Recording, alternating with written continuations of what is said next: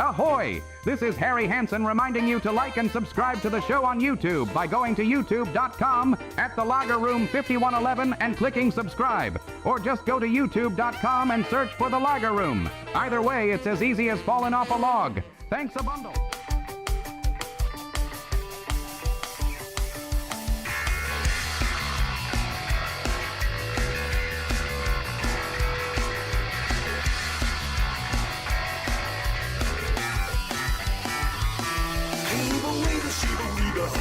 Jimmy Jungle, well, I'm sure to through a dribble. But now you're going to slobber and you're crying in the middle of a goblet. Benihana, Benihana, Benihana. Hatchy, hatchy, hooky, boogie, you're a little itchy poo. Reading around the collar, heavy betting at the shoe. You're reading for the saga on Wonder Woman with Madonna, with Madonna. Baklava, baklava,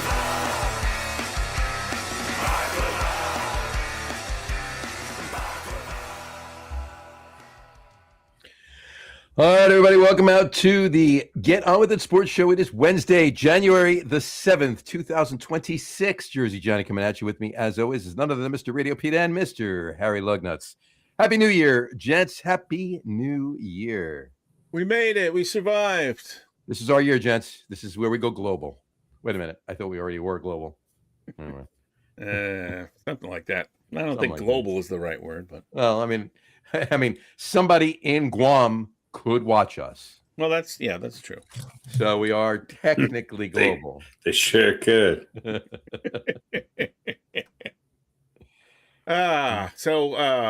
Who was busy over the holidays? Me. I was pretty busy. Yeah, That's pretty glad busy. they're over.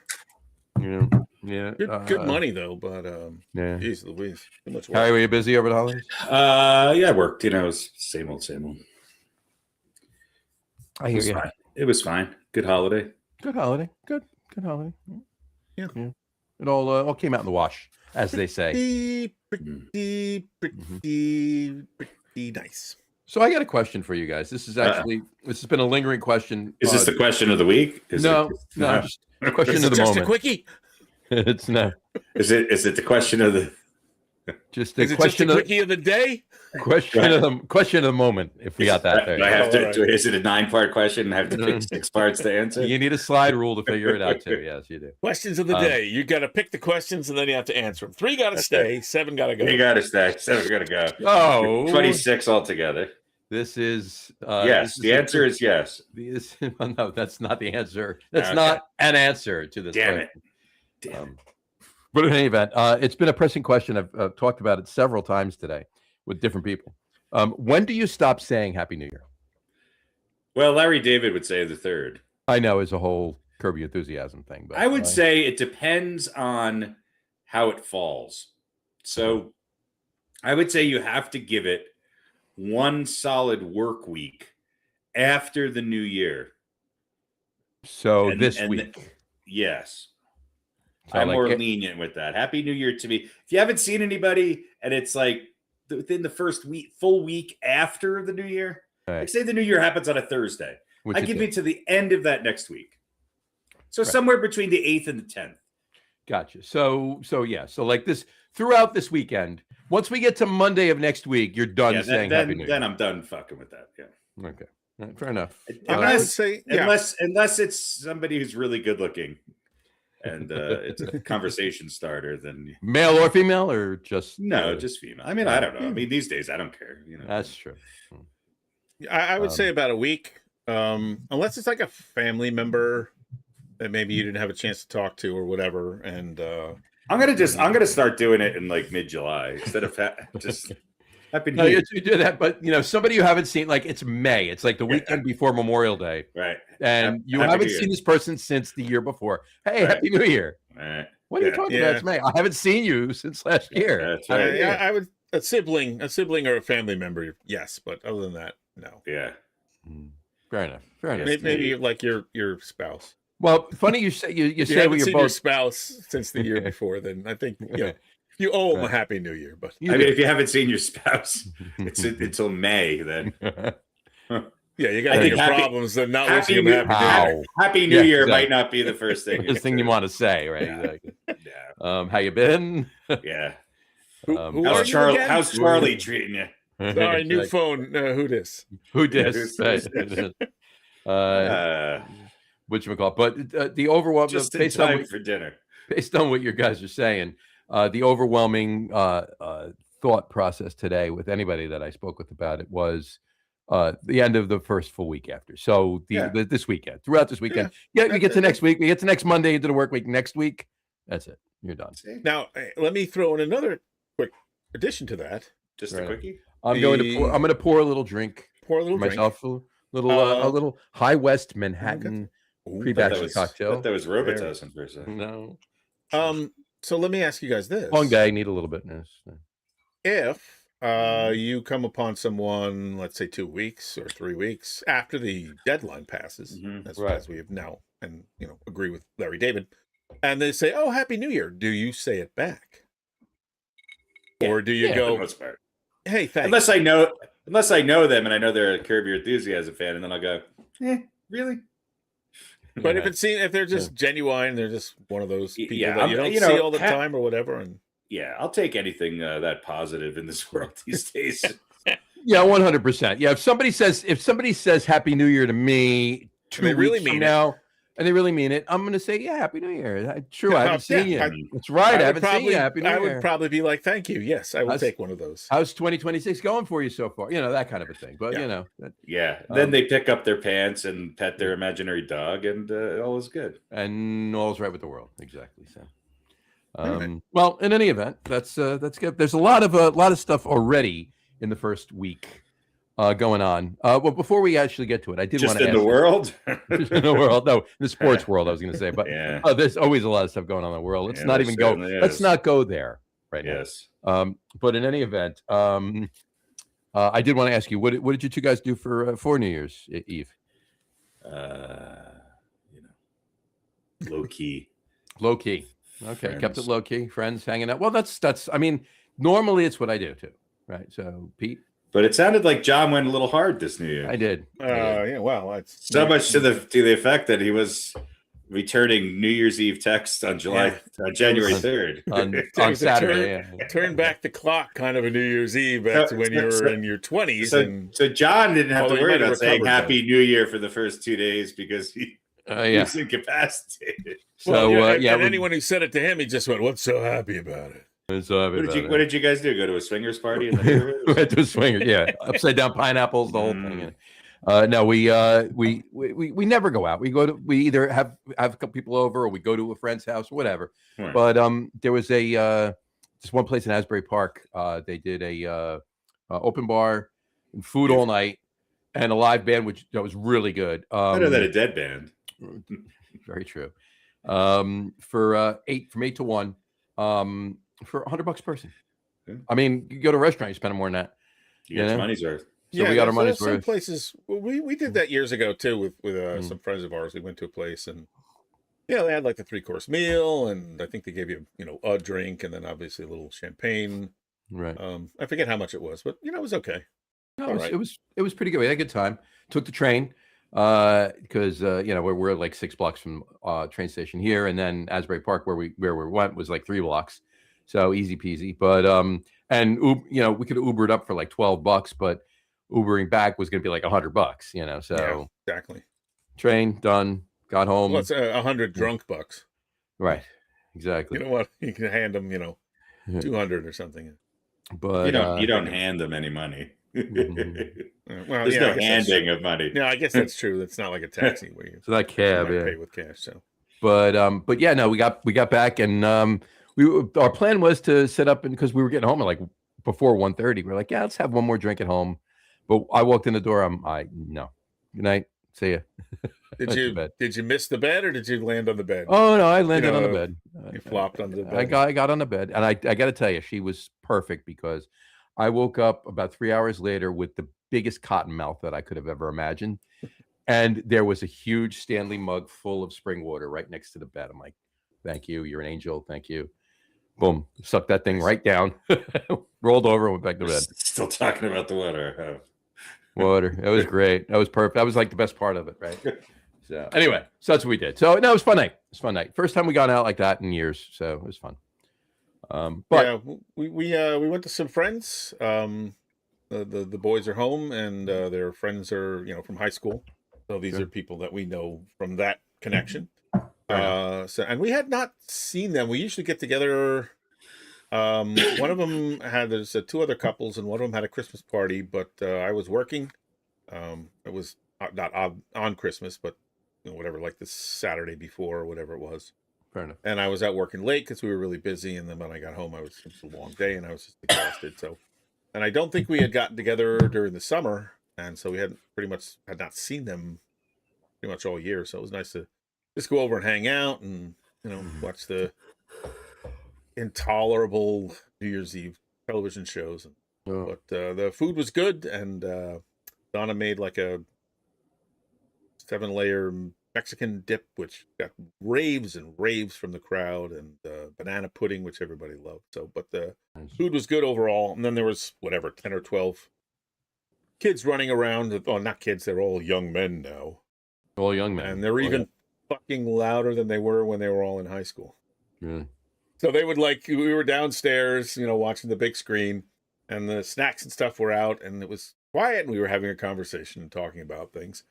And then they invaded. Right. And they came, and, it was like, the scene in, should we do an old movie reference? Go for it.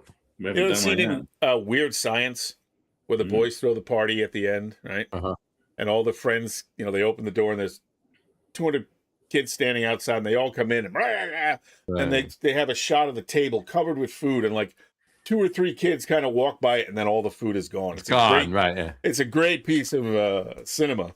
So they came in and just attacked the food, and but then they went back upstairs. So it was, but it was a very nice evening, and had a couple of beers and a little glass of champagne at midnight, and good to see our friends again. Nice, and their kids too. But yeah, always good. Always amazing how, like I said, they're all young men. Absolutely, all young men. They still couldn't outlaw voice. No, absolutely not yet. Not. Never, No, never, not yet. Never do that. Vanessa Kitty, hi Vanessa. How are you? Thanks for tuning in. Vanessa's here. Let me say hello to her. So let's Harry, get on with it. Yeah, let's get on with it. Harry, no gigs. I was just going to say no gigs on New Year's. No, I did not play this New Year's. You did last year, right? Yes. Yes, indeed.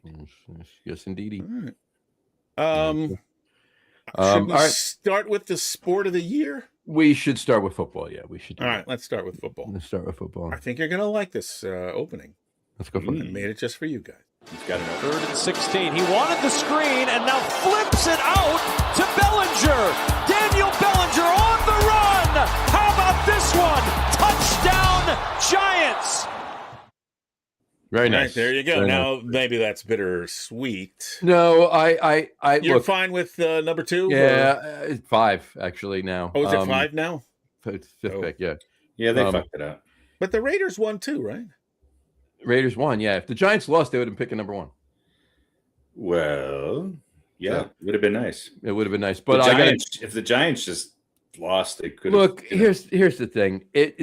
All this amounts to is some extra draft capital, and it all wouldn't have been this year. Now, draft capital is great. Don't get me wrong. That's not a bad thing. That's a good thing, right? But it's not like they need a quarterback. It's not like they need this, no. Stop it, please. Don't. All right. They got the Dart starts the guy. Is he the guy for the next 15 years? That remains to be seen. But he's the guy right now. He's the guy for next. He's the guy game 1 next year. Yeah, he's the guy game 1 next year. So he's their Trent Kirsten. All right, so I'm gonna actually. Damn it, where the hell did it go? Damn it, I just had it. Here it is. I'm going to read this. Jackson Dart is the first rookie quarterback in NFL history to end his first rookie season, as opposed to a second rookie season right now. Yeah. And his rookie season. Well, they didn't redshirt him, so. Right. With the following: 2,000 plus passing yards, 450 plus rushing yards, 15 plus passing TDs, 9 plus rushing TDs, and 5 interceptions or less. And he did it in 12 games, not 17. All right. So those are pretty good numbers. Those are great numbers. All right. So you're going to tell me if he's the first rookie QB in NFL history to do that, he's not a guy for at least the current next several years. I don't like him. That's the end of the discussion. Next. I know you love him. I know you were hot on him. I don't love him. I don't think he's I don't think he's all right. Well, look, rather than talk about personnel. No, let's talk about personnel. Let's talk about coaches. Well, let's talk about let's finish what I was saying before. It amounts to draft. It amounts to draft capital, and yeah, draft capital is great, but they can get what they need. The biggest thing they need, and here's the segue into what you just said, is coaching. That's the biggest thing they need. All right. If they had, they're not going to draft a coach. No, right. That's my point. So if they had the coaching that we all hope that they have in place for next season, this year, they actually may have made a playoff push. And I'm not saying that jokingly. The 5 games they lost because of defense, that means that they would have won them. So that's 5. That means they're 9-8 right there. And if they started Jackson Dart, who knows? But anyway, I digress. Let's not talk about it. You should start your own podcast called The Schizophrenic Giants Fan. Let's not talk about it. I'm just the retro prognosticator. This is hyperbole. Because you're so negative during the game, and yet after the game over, it's like spit shining a turd into a diamond.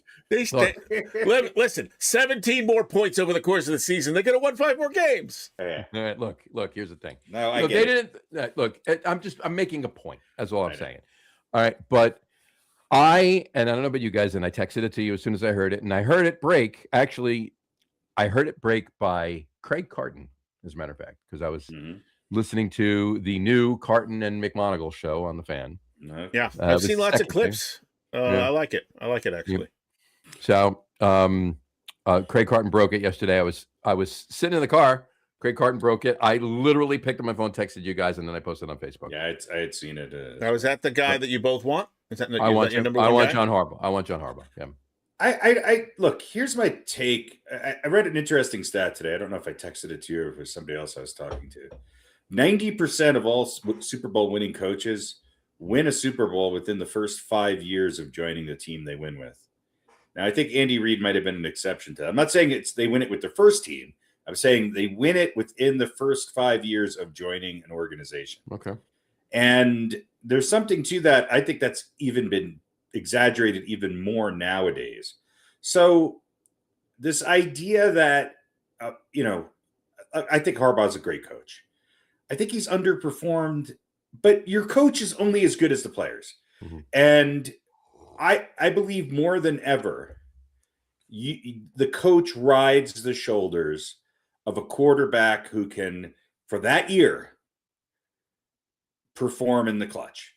Okay. And every great coach has had a great quarterback. Now, Harbaugh's won with Joe Flacco.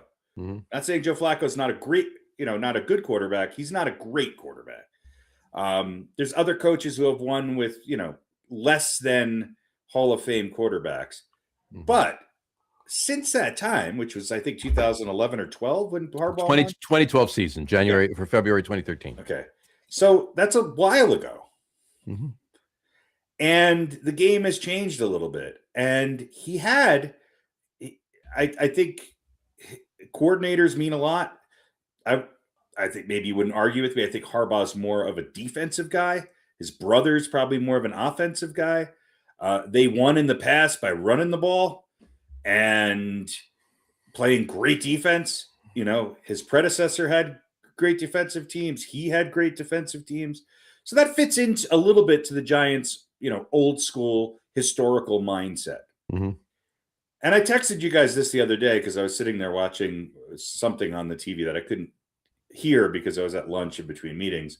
But I saw Bruce Arians on one of the shows. I think it's the Idiot Cowboy show that's on with the third string place kicker, punter, whatever he is, and who doesn't sit down, and his idiot gang of morons on ESPN. But Bruce Arians comes on there every once in a while. Idiot morons, not just the regular morons. Yeah. So I think Arians is a frequent guest on there. I think he sits in the corner in his cuck chair or something and pipes in. And he waits to be noticed. And he eats popcorn or eats beans. I thought you just said he eats beans or ribs, and he just sits in the corner and eats ribs. And, Arians was a good coach. He was a good coach. He got Brady. Eats beans. He got Brady and won a Super Bowl. But he's always been known as the quarterback whisperer. And what I like about Arians, like the Giants makeup is not the old school Giants makeup. Okay. They've got these guys. They're there and they seem to be committed to him. So if the future is Dart and Scadaboo and all this, Harbaugh doesn't fit into that. They need somebody like a Bruce Arians and just go throw caution to the wind. And because I think his offensive makeup and his play calling is going to be this idea of controlling Dart and making him fucking let him rip. I don't give a shit. Give him 3 years. If his head gets removed from his body, who fucking cares? Let it rip with these nut jobs. And I think you need to throw the old school Giants book out of the way and just let it rip. And I think you need a head coach and an offensive philosophy that is going to let them play to their strengths. You just showed it on the clip. Here, I don't know. I'm going to get sacked. It's schoolyard football.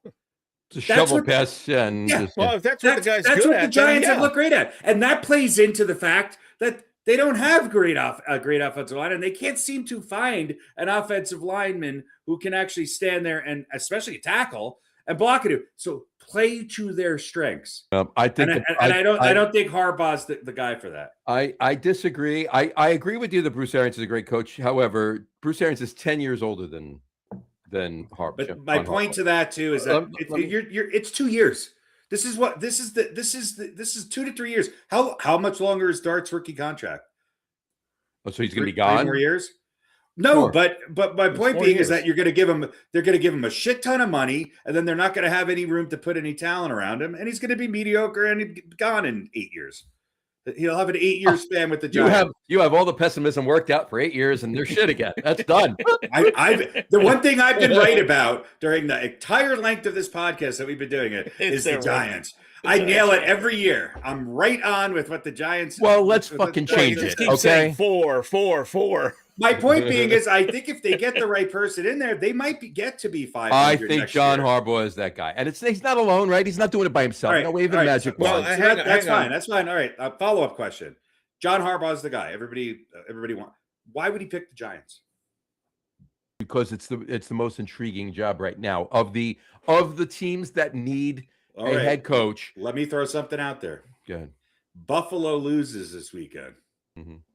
I'm telling you. Buffalo's not losing this weekend. If they do, even if they lose next week, do you not think John Harbaugh is a better fit to push Buffalo over the top than to come into a Giants team that has, don't get me wrong, the Giants have some good talent, maybe the best talent they've had in a long time on the offensive side of the ball. But does he really want to have to come in and spend 3 years trying to piece together a defense that it was miserable? Well, the defense was miserable because of the coaching. I don't know about that. The defense, the defense needs work. The defense needs work, but in major part it was. And they do need work. The defense doesn't work. Or did they just draft bad defensive? No. They draft people what Abdul Carter did at the end of the season. At the end of the season. Under a no-name interim defensive coordinator that had no experience as a defensive coordinator. Proved your point. That proves your point. Look, any of the three of us could have done a fucking better job with the defense than Shane fucking Bowen, all right? I'm not even kidding when I say that. You're John Harbaugh. And you have a choice between going to Buffalo with Josh Allen or the Giants. Well, this is speculation, right? No, but I'm just asking you the question. First of all, we don't know that Buffalo's going to lose because I don't think they are. B, we don't, and if they don't go to the Super Bowl, they're going to lose at some point unless they win the Super Bowl, right? So that's what you're saying. Unless they win the Super Bowl, Buffalo's losing and firing Sean McDermott. No, I don't think. But I think if they lose in one of the first 2 rounds, I think that they'll make a change there. But you have to. You might be right about that. I would tend to think if it's this weekend. So there's 7. Yes. There's 7 head coaching openings. One of them being the Ravens, and Harbaugh's according to reports, was contacted by 7 organizations. So that means 6 at we don't know. There could have been 2 or 3. I can tell you who the other organization. Well, I know it's Miami, but you've got to sort of try and none of us can really know this, at least none of us. What is Harbaugh's motivation? What does he want to accomplish? Obviously, winning. Obviously, I'm sure he'd like another Super Bowl ring. Of course he would. That's the ultimate goal. But you look at those 2 jobs. You're right. Josh Allen, yes, maybe a better opportunity. The Bills defense is in shambles right now, but they're also Rams until they win. Mm-hmm. Now who's got a better GM? Maybe that is attractive to him. But think about the Giants. They are a historic franchise. And can he turn that around? Are they anymore? Well, they are, just because they still exist. I got to cut you off. And they've been lousy for years and years. So what's more attractive to him? To take these also-rans and finally make them win, or take the New York Giants and finally make them win? Who's an also-ran? The Bills? The Bills. I don't think they're also-rans. I think they're competing. I think they've been competing for the best team in football for the last 5 years. Yeah, and how many Super Bowls have they won? How many Super Bowls has Harbaugh won in the last 5 years with the MVP? What, an 8-time MVP? How many has Buffalo won ever? None. I'm just saying. But history means nothing. History means nothing. I'm going to throw this at you. I think to a guy like Harbaugh, it might. I think it might. All right. I'm going to put this to you. Okay. Buffalo is a great opportunity. I'm not going to shit you. It's a great opportunity. It's a great opportunity for right away. But here's the thing. There's always been something in the way of Buffalo, and that's been Patrick Mahomes and Kansas City. Now, this year, they don't have that, right? And maybe not next year. I think they're more done than Buffalo is. That's fine. But here's my point of this. All right. Buffalo has a good team. All right. I would venture to say that with a few extra pieces, and I don't mean just 1 or 2 rando draft picks. I mean some trading, some off-season signings, some free agent signings, and just some right manipulation of some people, putting it in place with his help, obviously, as a head coach. And his guidance and his say. I would venture to say that the Giants, long term, have more pieces than Buffalo if you take Josh Allen out of the picture. Okay? What is long term these days? 3 years? No, 4, 5, 6 going forward. I mean, look, everybody that's on the Giants right now, except for a couple of pieces, all right, can play another 8. Everybody's young. It's a young team with good potential. But the thing that they're missing is the right head coach and the right coaching group and the right direction. All right. That's what they're missing. All right. And John Harbaugh brings that. All right. Does Bruce Arians bring that? Yes. But Bruce Arians brings that for a couple of years. And then where are you going? Then what do you got? Right. Then you're going to bring Todd Bowles up. You're going to hire a coordinator. Yeah, it's going to fucking fall apart again. I'm just saying. I said that because that's who followed him in Tampa. But Bowles is apparently staying in Tampa too. Right. Let me finish. Let me finish. But if you got John Harbaugh in there, he can be there. Let's be hypothetical here, okay? Let's play Fantasy Island, as Jack Benkin always used to say. And the only person on this podcast, unless somebody from North Owings is watching, that knows what name is Harry. So anyway, let's play Fantasy Island for a second here. Jackson Dart's the guy, and he's the guy for the next however many years. He's the guy until he's not the guy. He's the guy until he's not the guy. And there's a lot of other players that can fit that bill as well. And maybe it's 3 years, maybe it's 5, maybe it's 7 or 8 or 10. We don't know. But the better the coaching, the longer the chance of him extending his career becomes, right? So, and a lot of other players too.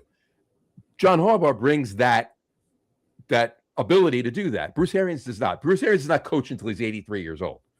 All right. Bruce Arians retired already. He'd have to come out of retirement. I'm not looking for a 10-year commitment. The sports doesn't work that way anymore. No, I understand. Especially in the NFL. But look, I wanted Tom Coughlin to stay on. I wanted them to fire Jerry Reese and hire Tom Coughlin as the GM and head coach. Let him hire his own replacement after another year or two, and then just fade off into just staying the GM. That's what should have fucking happened. All right. And this is the curse of them not doing that. This is what we've been experiencing the last 10 fucking years. All right. Speaking of GMs, that's the other piece of the puzzle. And that's what makes me say that the Giants ownership does not have control of this team and does not know what they're doing. Because John Harbaugh comes in and says, I don't want Shane. Yeah. Are the Giants going to dump him? The Giants have already committed to him. There's probably other. Shane's the one who's going to be interviewing Harbaugh. Yeah, but no, not by himself.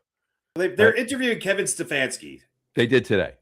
Yeah. Well, or they did today, or they are tomorrow. But allegedly, they're interviewing John Harbaugh on Friday. But if Harbaugh goes to the ownership and says, "Yeah, I want this job if you want me, but you got to get rid of Joe Shane." You get rid of Joe Shane immediately. But will they? Is my question. I don't know. Here's the thing. The whole thing with Joe Shane, there's extenuating circumstances as to why that happened. Okay. John Mara's going through something right now. All right. And to upheave that and bring somebody else in and do a search for a new GM, at least there's consistency. Right. But the whole idea was bringing in Shane and Dable, the guys that, created Josh Allen and built Buffalo. And now half of that package is gone. Right. So, the bottom line is the evidence that Shane by himself is going to do a good job. Am I happy? Well, yes, Joe Shane didn't need Brian Dable to do his job. Okay. No. But here's my thing. Right. But was I happy? The two of them, were a package that worked together. Right. But was I happy they announced that they're keeping Joe Shane? No. However, Joe Shane did draft over the last 3 years a good amount of decent players. He has put. I mean, a couple of head cases at big positions too. Whatever. There's still. I mean, and the right coordinators and coaches in there can fix that. The wrong coordinators and coaches in there can't. And that's my point. That's my point with this. We need a grown-up in the front office. And would Bruce Arians be the grown-up? Yes, absolutely. To your point, he'd be a fantastic coach for the Giants. But it would be short-term. It would be 2 years, maybe 3 max. I think that's all you got. I can't see that. I got to look at the big picture. Okay. I don't know. I don't think they only. Well, okay. Then how come other teams can have? All right. You talk about the Buffalo Bills. All right. Now, granted, they haven't won anything, but they've been relevant for the last 10. They've been relevant for the last 9 years. Okay. How come the Giants are only going to get 3 to be relevant? Because I don't think Jackson Dart is going to protect himself long enough to stay in the league as long as Josh And if Allen. he gets somebody in there that can actually make him understand, make him grow up a little bit and say, hey, these risks you're taking at certain points in time, they're worth it. At a lot of other points in time, they're not. And this is what you need to do. And school him and learn him. And this is not the SEC. This is the NFL. I hope that's true. Here's my take is that I think the Giants have 2 things going in their favor. Number one, I think the other head coaching openings, the ones that are actually vacant right now, are not all that enticing. They're not at all. Yeah. Number 2, I think that I think you're right in that there's enough talent that with the Giants that it's not a complete rebuild. Yeah. Although Harbaugh would probably, like you said, he probably needs a couple years to get in there, be involved with the draft, and really put his eye. So those are the and they can be relevant for those 2 or 3 years while you're doing. Let me finish though. Here's the thing that and look, I'm saying this as a Giants fan. I don't think playing or coaching for the New York Giants has the cachet that it used to. I just don't think it does anymore. And I also don't think going to New York and playing in the swamp of New Jersey is all that high of a wish list for players to get free agents and everything else. So I'm not sure. Look, number one, we don't know if Harbaugh wants to coach. Number 2, I don't know if he's going to want to wait and see what happens, because there might be some other vacancies after the playoffs, or even, as time moves on and people make some more decisions with things. I hope the Giants get Jim Harbaugh. I think that would be great. I think it'd be an interesting fit, and he's without a doubt the best option out there. Here's my one question. Why would Baltimore get rid of him? It's from the things I've been hearing, and we're unless a report comes out with honesty and everything else, we're never going to know. But it seems as if it was somewhat mutual. It wasn't just Baltimore saying he wanted out. Yeah, I think he realized his time was done there. Look, yeah, it was getting stale. I think Harbaugh's good. Game ways to change. They need a change. Time to go. We've had this discussion in the past, and I think we're all in agreement that the Giants are better getting somebody who has been a head coach as opposed to trying to promote a coordinator to a head coaching position. We know how that's gone. It has to be somebody with some gravitas if you're going to try and take care of make Jackson Dart take care of himself. Here's the thing: it can't be a newbie. Here's the thing: successful head coaches who are, let's say, over 50. Harbaugh's what? 63. 60. Okay. 63. So most of them are going to be in their upper 50. So the ones who have won, let's say, more than not even a Super Bowl, just who have won within the last 5, 6, 7 years. Been relevant. Okay. And then have gone to other teams. Right? We saw what happened with Pete Carroll. Bad situation. Pete Carroll's probably past his years in trying to Pete Carroll is relevant in this because Pete Carroll was on his third team when he got to Seattle, right? And then he was relevant with Seattle for all those years. So that was his when he left the coaching ranks in Seattle and just was in the front office. He should have stayed in the front office. Right. This wasn't going to Las Vegas. How old was Andy Reid when he went to Kansas City? Probably 50s. Late 50s, early 60s. I'm going to say So, but he also, went into a situation with, and I think was Reid there and was part of drafting Mahomes, or was Mahomes already there?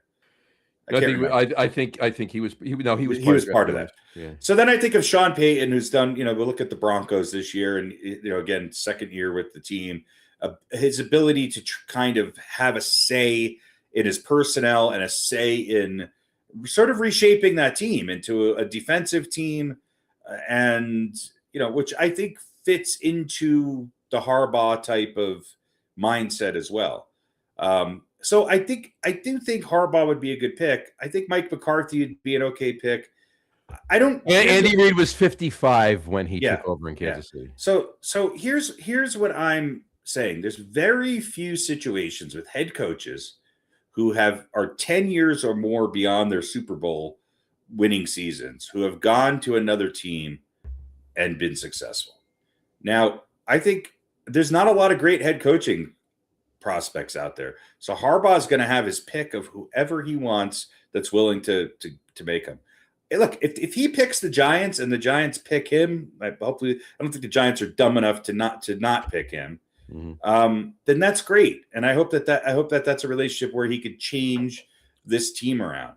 Right. I question Harbaugh's current decision making with coordinators and with his inability. This is why I don't feel warm and fuzzy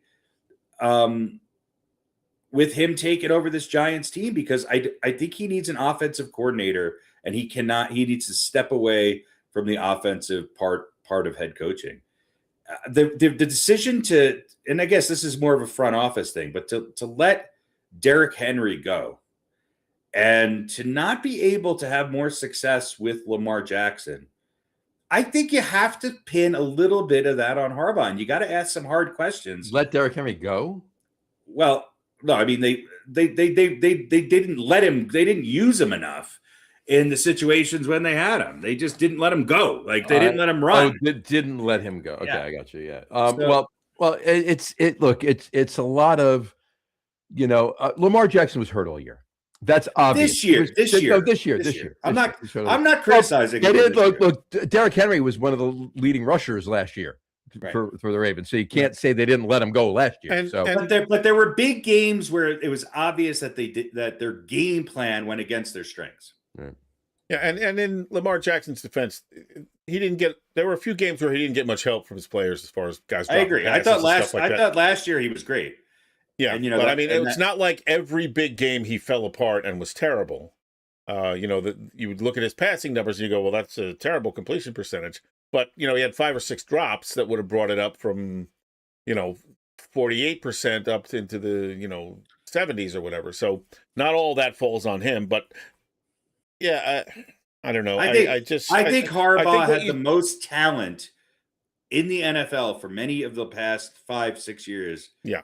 And was unable to win the big one. Right. For whatever reason, the playoff record was not good. And I think what you said before, I remember we were a couple of years ago, maybe it was last year, we were talking about the Knicks and talking about young players and saying the Knicks isn't really a destination because they don't remember the Knicks' heyday, you know? Yeah.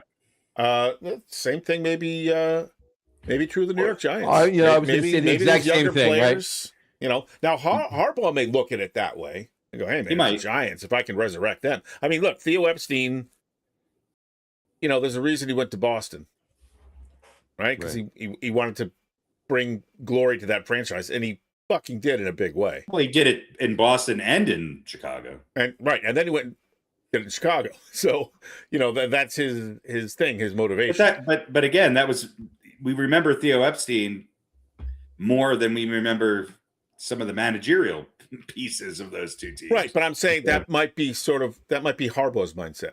Maybe he wants to, you know, resurrect this once proud franchise that's dead. I don't know. He is an old school guy, so look, if you go back, if you go back and you count count championships prior, the NFL championships prior to the Super Bowl, the Giants are the third winningest franchise in. I'm not saying historically the Giants. I mean, they're right up. What are they? They've got 4 Super Bowl wins, which I think puts them like in that second tied for tier. third. They're tied for third. So I'm not saying it's not a historical franchise, but it wasn't that long ago though that they were, you know, beating 2 of the great teams ever, right? And the GOAT in the Super Bowl. So, but the Giants have historically been very good intermittently, with very long lulls of mediocrity and or being really bad. They have been in. Look. Which is really all right now, baby. So the 3 of us remember, and sorry for our younger viewers and listeners, but the 3 of us remember what it was like. What it was like in the well, that too, but what it was like in the 70s for the Giants. The Giants in the last 10 years have been worse than what the Giants were in the 70s. And even in the 80s into the early 90s, they were very good, but there were years where they just shit the bed and then kind of bounced back. And then in the Eli era, they had some really great years, some years where maybe they were even better but didn't win the Super Bowl, and years where they kind of snuck into the playoffs and went on a great run and won. We all know all that history of that. But then there were other years where it wasn't so great. So it's not like they're not as if they were, like the Chiefs have been, or the Ravens, or the Bills, where every year they're good, and they're going to compete to at least get to second, third round of the playoffs. Look, I hope the Giants pick Harbaugh. I don't think Harbaugh's going to pick the Giants. That's my 2 cents. Well, I gotta be honest. I gotta say this. One more thing on that. Actually, 2 quick things on that.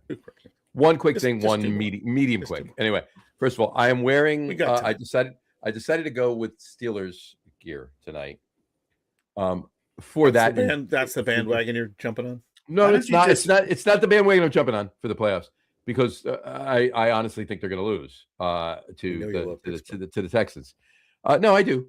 I'm a closet minor Pittsburgh fan from my youth, but no, seriously, I wore this because they beat the Ravens, which set the chain of events by Harbaugh. So Creed Harbaugh. So yeah, right, exactly. You put more thought into jersey selection. So if he goes to the Giants, Zsa Zsa Gabor puts it into her lingerie. If Harbaugh is the coach of the Giants, then the Steelers are going to be your absolute AFC team. I love it, 100%. All right, well, let me.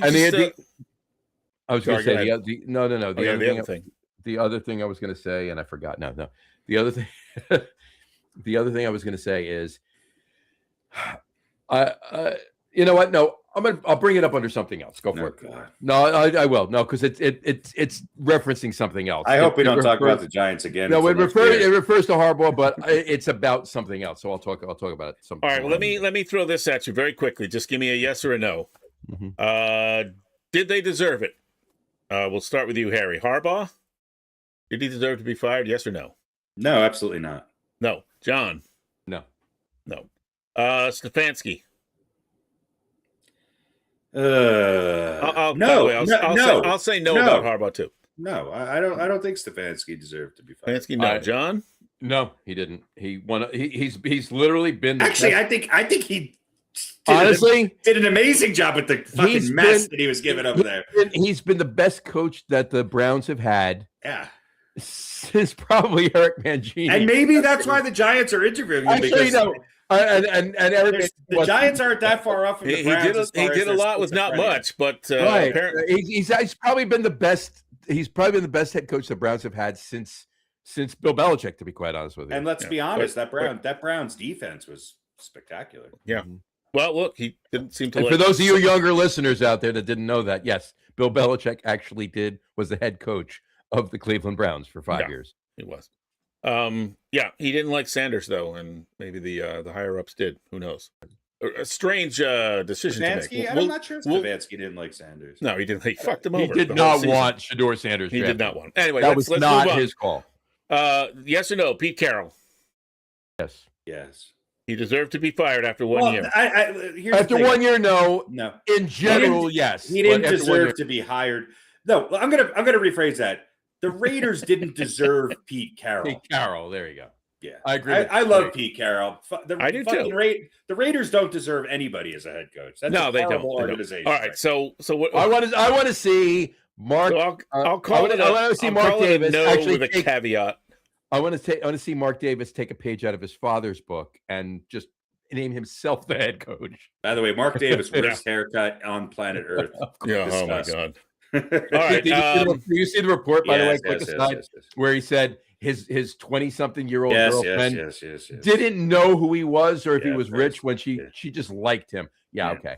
Yeah. I got a bridge to say in Brooklyn. Was she a hairstylist? And she was like, I could make some money off this guy. This guy either owns Amazon or a football team. John Gannon from Arizona, yes or no? Yeah.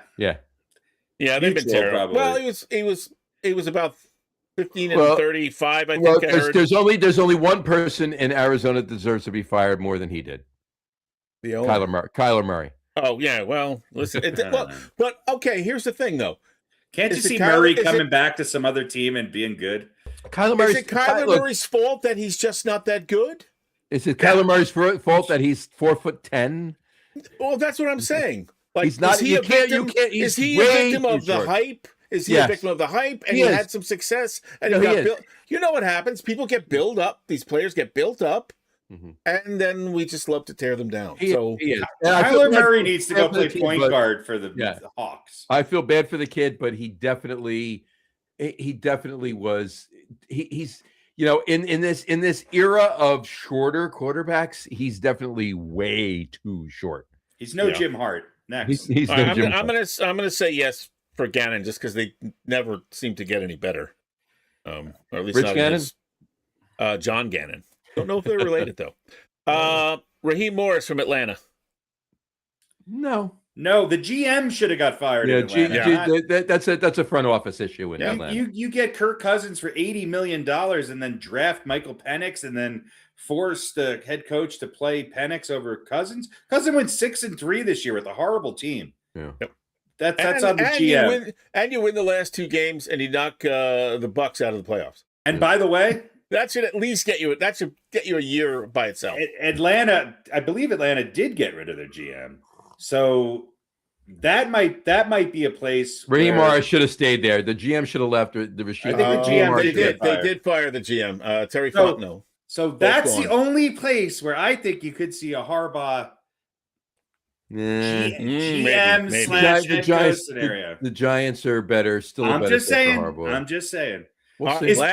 Who can get the most out of Kirk Cousins? That he is the closest thing to Joe Flacco. Yeah, but Kirk Cousins got 2 years left, and he's done. That's all. Jackson Dart doesn't. This is not a win. This is a win, and we can go into mediocrity for another 10 years. No, I want consistency. You've had it with the Giants. I want to be relevant for 10 to 15 years and win 1 or 2 Super Bowls. That's what I'm looking for. All right. And we're not. And 2 years is not going to do that. So Harbaugh will coach until he's 80. Okay. Yeah, no, 70, mid 70s. All right. Well, how old was Marv Levy when he finally quit? 103. He doesn't even know he quit. He died 4 years ago. He thinks he's coaching remotely from his He's actually in a Gatorade trunk somewhere on the side of the. All right, Brian. 2 more here. Brian Callahan from the Titans. Yes. I don't even. Yeah. Yeah, he shouldn't have even been named head coach. He yeah, that's definite. Yeah. That's it. And last but not least, the former coach of the New York Giants. No, I mean after the season, yes, but when he was fired, no. They should have gotten rid of Shane Bowen. But he's saying they should have gotten rid of Dable. Maybe not when they did. Not when they did, but yes. Harry? Yeah, I think I agree. I wasn't following. Am I glad Brian Dable is no longer on the Giants? Yes. How they did it, when they did it. No. The only thing there is that, like, I just never got the sense that he had control of the locker room. He had no control. Which is why he needed to go. And his best defensive coordinator seemed to dislike him very much. Yeah. And that's never a good sign. Yeah. All right. We'll touch very briefly on the Jets, and then we have an Are They For Real? Awesome. And football. I have before we do that, I got a really quick, and it's the only one I have tonight.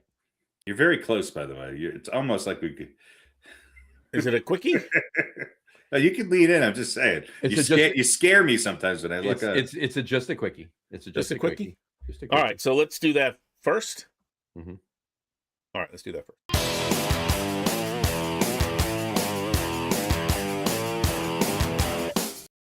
Love that. How is John Malkovich appropriate for just a quickie? Anyway, I still don't know, but I don't want to know. Watch the movie called Rounders. And Rounders. Yeah, you gotta watch Rounders. Yeah, you gotta watch Rounders. All right. At this point, who will be the next New York Giants head coach? John Harbaugh, Kevin Stefanski, or neither? Like somebody else. All right. Pete, you first. A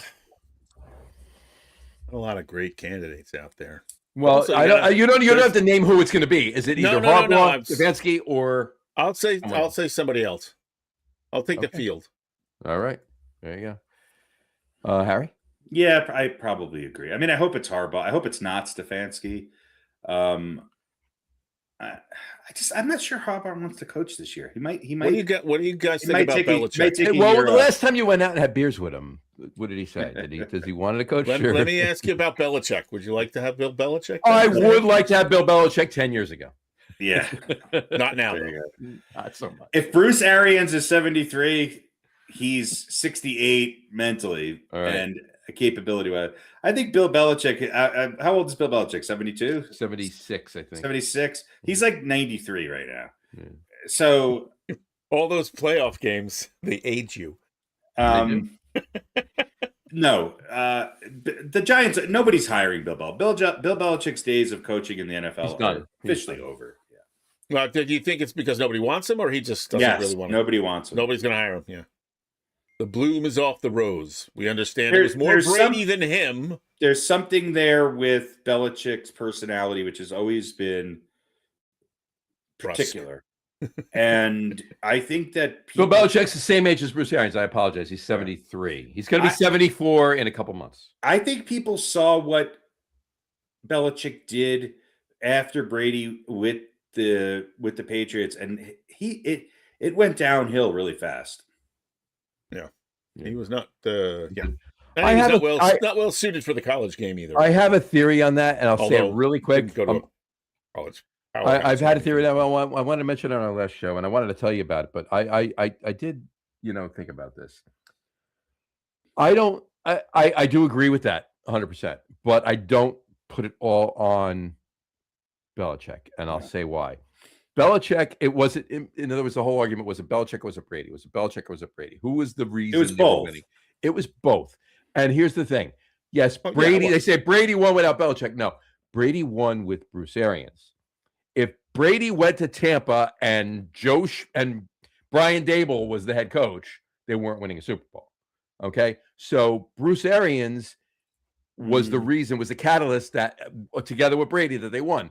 Belichick never got his Brady after Brady. All right. Cam only one Brady. Cam Newton was not Brady. No. All right, and neither was. I think Belichick got a little desperate, and his decision making was not as good as it used to be, and the game changed. Yeah. Look, if Bill Belichick did not have Tom Brady, he was never winning a Super Bowl. No, they needed each other. The two that was the well, we don't know who he would have had though. That was the ubiquitous moment in the NFL,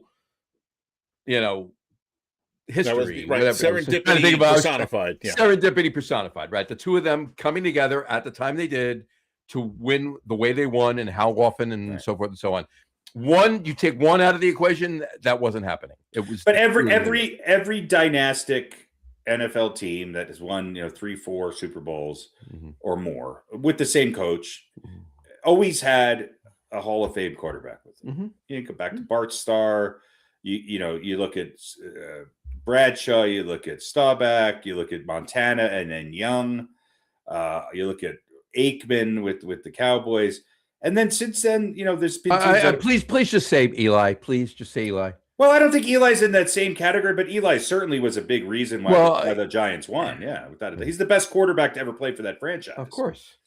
But do I think he's, he didn't have the success of some of those other guys. Right. But a lot of that was there. A lot of that, not all of it, but a lot of that was other reasons. Yeah. And Coughlin was there. And do I put Eli and Coughlin in the same breath as, Ben Roethlisberger with the Steelers? Certainly. Do I put him in the same, look, if Stafford wins another one, then I put McVay and Stafford in that kind of realm. It's hard to win 2 Super Bowls. Sure. But it's really hard to win 3, 4, or how many did Brady win? 6 with 7. Yeah. 7, 6 with Belichick, right? 6 with Belichick, 1 with Brazil. And went to 2 other ones. So, I mean, that went to 3 other ones. 3 other ones, yeah. Yeah, so, I think you could, I would say Brady is went to 10 Super Bowls. Bigger part of the reason they won those games, but Belichick was a bigger part, or at least as big a part of the reason they got there. Yeah, I would say this. Repeatedly. I would say this. I think Bill Belichick was an equal reason why the Giants won their 2 Super Bowls as Bill Parcells, 100%. 100%. I will stand by that. The defense that he dialed up in that especially in 90. Especially in 90, that was all Belichick. If Belichick wasn't there, they lose that Super Bowl back on the drastically. Giants. No, but here, let me finish real quick. No, but he's right. He's right. Early on, we wormed our way back to the Belichick was the reason why Brady got his chance to play. No, Mo Lewis was the reason Brady got his chance to play. You guys should be praying to Mo Lewis every night for taking Bledsoe out. And Belichick's talent was building a team that with not a huge payroll and getting the most out of castaways and a few star players, and with really great schemes and putting the right personnel in place. And that was what got them their first couple Super Bowl wins. Then there was a little bit of a lull. And then after that, you could see it. The reason why they were winning was because of Brady. Mm-hmm. And Belichick was still there. It was because every other piece of that puzzle was just plug and play. But Brady, they got Randy Moss. Right. Did they win? Yeah, they won 18 games and then lost to the Giants in the Super Bowl. But Brady did it with the least. You take all the great quarterbacks, Montana, Staubach, Bradshaw. Bradshaw had maybe the best receiving core ever. So they all did. Brady never had that level of talent around him. No. He had Gronk. And Gronk was often injured. And not early on. He had Gronk for the second half of his Patriots career. But that's what I'm saying. The second part of that Patriots run, Brady dominated. And he dominated the league, and then he continued that into Tampa Bay. And there's no argument that... No, fair enough. No. On that note, really quick, my answer to that, I'm gonna it's part what I really believe and part what I'm hoping for. And I do really, really, really deep down think that somehow they're just going to make it work. And John Harbaugh is going to be the head coach. So I'm disagreeing with the both of you. It's John Harbaugh. Okay. I hope you're right. And that's what we call just a quickie, Phil. What is real? What is real? How do you define real? If you're talking about what you can feel, what you can smell, what you can taste and see, then real is simply electrical signals interpreted by your brain. Pretty sure none of that's real. You're not real. For real, for real, for real. Yeah. What is real? All right, what is real? We're still talking about NFL coaches. And hopefully this will be well, we still have to do picks. And then we'll probably just end the show because we'll be in an hour and a half. Well, I mean, there's a little bit of baseball to talk about. Yeah, a few things. All right, so here's the list. Harbaugh, Stefanski, Carroll, Gannon, Morris, Callahan, and Daboll. Mm-hmm. I want you to tell me who's for real. And for real, as you know on this show, means lots of different things. Who's going to have a head coaching job next year? Jim Harbaugh and Kevin Stefanski. Harbaugh, if he wants it. People are kind of high on Stefanski. I don't know why, but he's a good coach. He's a good coach. I'll agree with John. Yeah. I don't think Dable will have a head coaching job. Be a coordinator. Everybody else will. It'll either take a year off or be coordinators. Kevin, the only ones that'll be head coaches, Kevin Stefanski and John Harbaugh. Yeah, I agree. That's it. You don't think Morris will get another shot? No. Not right away. Not right away. And you guys don't think Carroll's coming back to the NFL? No, I don't think Pete Carroll. I think he's got to retire and go play golf. I think somebody's going to give him a shot. I agree with you, Harbaugh and Stefanski. I think I'm going to add Carroll to the list. So, all right. Fair enough. And that's pretty much it for Are They For Real? There you go. It's quick. That Are They For Real was quicker than just a quickie. Yeah, just a quickie. Well, we got into Giants. Somebody mentioned the Giants. Oh, well. And that usually... well, that was the quickie. Yeah, right. You mentioned it, and it scared us, of course. So let's get to our football picks, because the race goes on. Let's do it. Place your bets, please. Place your bets, please. Place your bets, please. Okay, here we are. We got 6 playoff games. And as we like to do, we want to remind everybody about the rules, including Harry, who apparently just learned a thing or two about our scoring system. So pay attention to the example down there on the bottom. It really reveals a lot about what we do. Take a screenshot. All right, fine. Dan, All right, that's enough. And we'll start off with what happened last week. Good week for Jersey Johnny getting his 2 points back. He is once again tied with the coin at 128. But Sneaky Pete is now within 4 points of both. Not Stinky Pete for you Toy Story fans. Well, Sneaky Pete. Sometimes, depending on the day. Sometimes stinky, always sneaky. Sometimes stinky, always sneaky. Yeah, that's yeah. I think it says that on my birth certificate. Just 4 back, and John has broken the 100-point barrier. But we've still got, how many more weeks do we have? 3 weeks, and then the Super Bowl. Four if you include the Super Bowl. So 4 more weeks. Wild card, divisional, championship, and then a week off, and then the Super Bowl. So all right, so 6 games, 4 games, 2 games, 1 game. So Harry, you're not mathematically out of it. No. How many? 15? I'm out of it. No, you're not. You're not mathematically out of it. After this week, if there's no gap made after this week, it's probably over for that. But you're like Mets in the middle of September out of it. Yeah. Not quite. I'm out of it. So let's look at our games here, and we will make our picks. I have the random number generator all queued up, and we'll be doing the coins picks as well. So let's start with Jersey Johnny. And again, these are the numbers as of this afternoon. I am sure these lines are going to change, at least a couple of them. But this is when the show is, so this is what we're locked into. So L.A. visiting Carolina, and Carolina 10.5-point underdog. The over/under 46. All right. There is no way Carolina is winning by 10.5 points. I think the Rams will win, period, but there's no way if Carolina wins, they're winning by 10.5 points. No, Carolina's not favored. Underdogs. Carolina's getting 10. Oh, okay. Carolina's getting 10. Okay, there you go. Yeah, I mean, if it was Carolina favored by 10.5, Vegas would be lighting up like a Christmas I was going to tree. say, okay, I read that wrong. I get. Oh, yeah, it is a plus. I'm sorry. I was looking at 10.5. I was assuming Carolina was favored. That's why I was saying. They're not. No, they're not. All right, fair enough. Geesh. Well, it's definitely over. Give me the over in that. Okay. I'm still gonna go with the Rams. I'm still gonna go with the Rams. The Rams and the over. Yeah, All right. I'm still gonna go. I'm going with experience in the playoffs. And Yep. that's not just Matthew Stafford. That's also Sean McVay. Well, look, Carolina's hot, and they're hot, but they're not. That's kind of why they're 8-9. But They're hot, but they couldn't beat Atlanta last week. Yeah. Let's.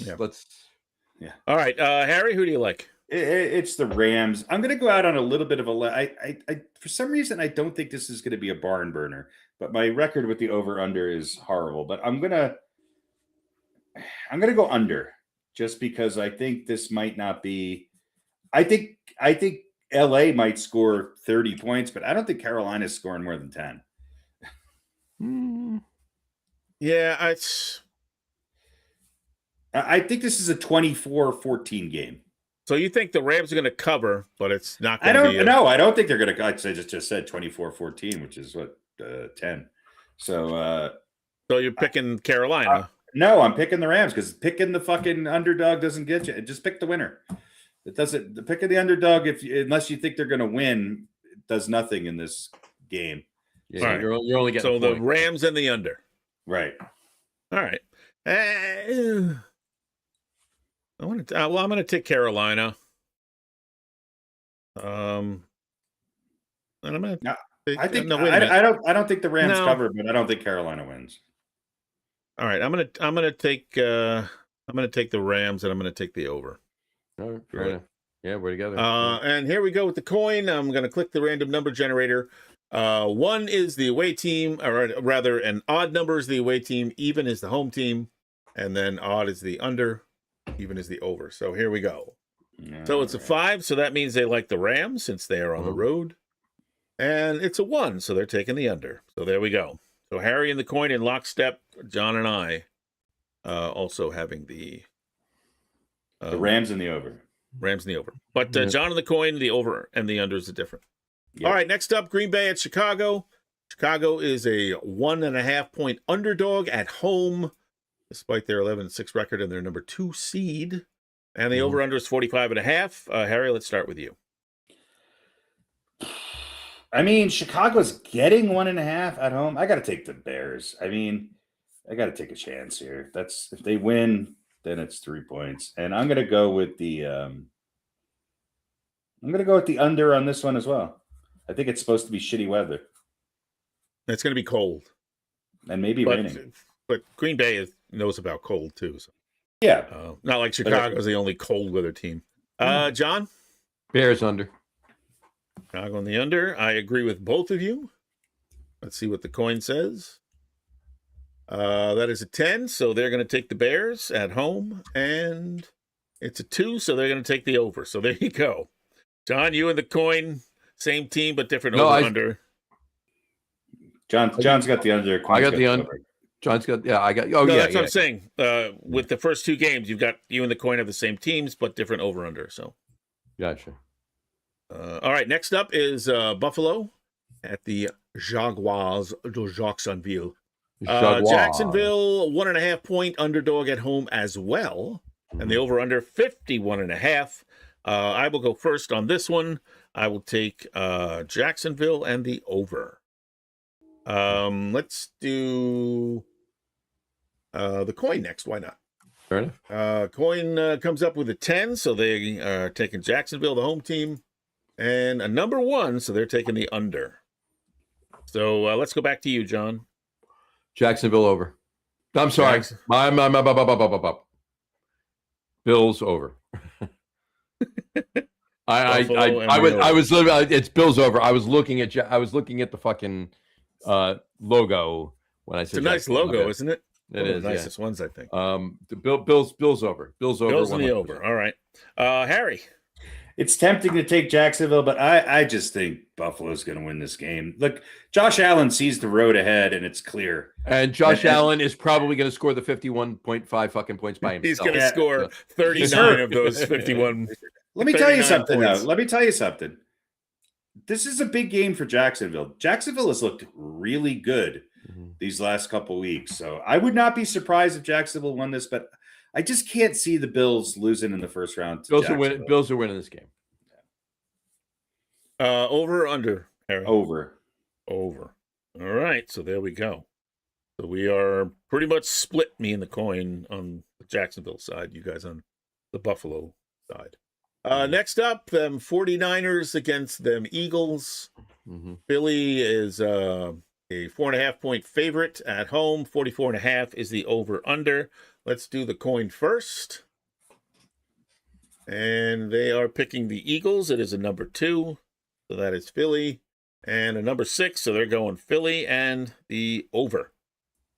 I'm going to take... I agree with the coin. I'm going to go Philly and the over. Harry? Philly and the over. Philly and the over. John? Philly and the over. Philly and the over. There we go. Lockstep. I think we had one last week, but I'm not sure if Philly covers, but they're gonna win, and it's gonna be the over. All right, there you go. Well, you'll get I'll get 2 points. You'll get 2 out of that, yeah. All right. The LA Clippers against the New England Patriots. New England. The Clippers against the Bruins.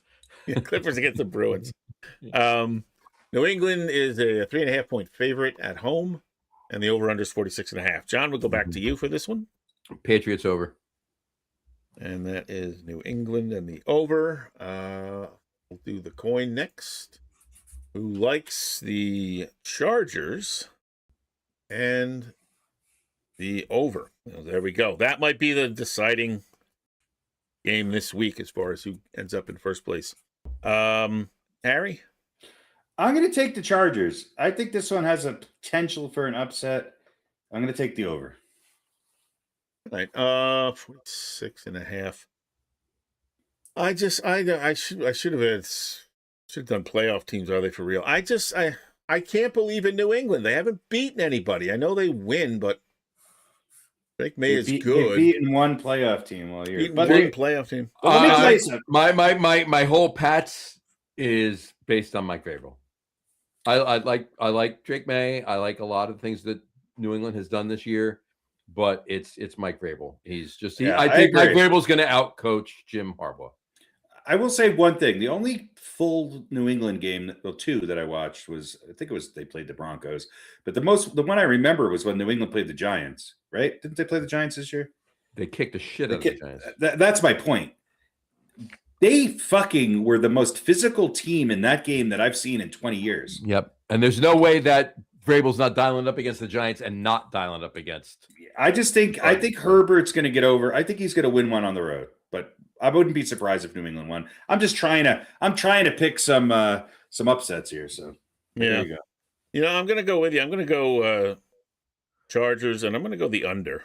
Mm-hmm. And last but not least is the Planet Houston against them Pittsburgh Steelers.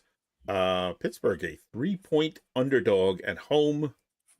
Sorry, it's 3, but that's what it is right now. I'm sure that'll go to something and a half before the game. Over under 39.5.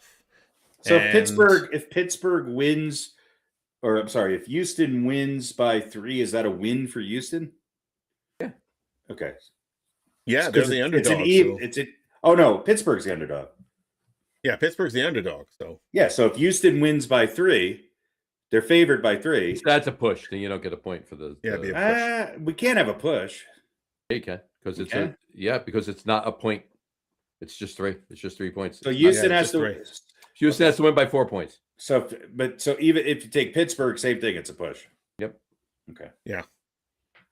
No. Let's see. I'll go first here. I'm not like Pittsburgh. Just because they're home for me, that's the difference. Houston's got that great defense, though. I'm going to take Houston. No way Houston should be playing on the road. No, I agree. And we're going to actually look at seedings after this. Yeah. I'm going to take Houston, and I'm going to take the under. Harry? Houston and the under. Houston the under. John? Houston the under. Houston and the under. The coin says. What's that song? Houston and the Under. I was Benny and the Jets. Sorry. Coin rolls up a 7, so that is Houston. We'll edit that out. And a 5, which is the under. So we're in lockstep on 2 games. There you go. We all like Philly in the over. We all like Houston in the under. So we'll see. We'll see. You and the coin, John, have a couple of differences, but we will see how it all shakes out. So we not our last week. For some reason, well, I was talking to John. I was thinking about last year when we had the team of teams, the fantasy style, and we had to end at the end of the regular season. It's not everybody's team. Because it was fantasy, right? Yeah, but this year it's just betting. But this year we can keep going. So we have 6 games, and then next week I assume there's 3. Next week there's 4 games. Next week there's 4 games, 2, and then 2 games, and then a week off, and then 1 game. And we'll do our last picks of the Super Bowl on our Super Bowl Sunday show. We don't have to. We'll do the over under of the Pro Bowl. Yeah, I was gonna say we have to figure out what the tiebreakers are going to be. So, but just the game or all of the events too? I think all 3 of you, John, you, Pete, and the coin might all be tied going into the Super Bowl. You never know. Never know. Yeah, we could. It'll be close. I think it'll be close right to the end. All right. So, while we're talking about football, because we love it, I wanted to talk a little bit about seedings. We pull up the playoffs here, not on the thing, but. Because it seems to me that the seedings are stupid and they need to be reworked. Yep. An 8 and 9 team is hosting should not be at home. Yeah. So take a look at this. So let's start with the AFC. The NFL ranks them: Denver, New England, who are both 14 and 3, Jacksonville, Pittsburgh, Houston, and Buffalo, 5 and 6 with identical 12 and 5 records, and the Clippers are 7th for this first week, right? Denver has a bye. New England plays the Clippers, so 2 plays 7, 3 plays 6, and 4 plays 5. Now, if you look at Pete's AFC, I rank by record. And in my ranking, although New England and Denver are tied, New England gets the number 1 seed. Why? Because the Bills, Dolphins, and Jets are 22 and 29. Went 22 and 29, and the Chargers, Chiefs, and Raiders are 2 games worse. Right. So those are the other teams in their division. Right. So the other teams in their division. Yeah, but Denver had a tougher schedule than by far. Yeah, but they had a weaker division. So yeah, that's bullshit. But anyway. Yeah, I know it is. I just did this for fun. So Jacksonville remains 3rd. Houston replaces Pittsburgh because this is by record. And Houston gets the number 4 spot over Buffalo, who has an identical 12 and 5 record, because Houston beat Buffalo. Yeah, but Buffalo played in that same tough division of the Bills, the Dolphins. But head to head, I'll agree with Pete on this one. Houston beat You got to go head to head if you can. And then the Clippers are 11 and 6, and the number 6 seed in Pittsburgh is 10 and 7. So now, if you look at the matchups, you see that Denver is playing Pittsburgh. New England has the bye. Jacksonville is playing the Clippers. And Houston and Buffalo are still playing. They're still in that game. Yeah. So. Yeah. I mean, that makes more sense. Oh, no. Houston. I'm sorry. Buffalo's playing Jacksonville. Oh, no. But yeah. Buffalo, yeah. But in the AFC, there is one that stays the same. Let's look at the NFC real quick. Seattle, Chicago, Philly, 11 and 6. Carolina's number 4 because they're a division winner. Rams and 49ers, 2 12 and 5 teams. And, not like they were 9 and 8 or, you know what I mean? 10 and 7. Yeah. They're a full 4 games in the win column ahead of Carolina. But they're both going on the road, right? Yep. Am I wrong? Yeah. And then, And then Green Bay is 9th. So Seattle gets the bye. Chicago plays Green Bay, Philly, San Francisco, and Carolina and the Rams. In Pete's NFC seedings, Seattle stays number 1. Rams are number 2. San Francisco's number 3 because they have the second best record. And divisional tiebreakers, they split during the regular season.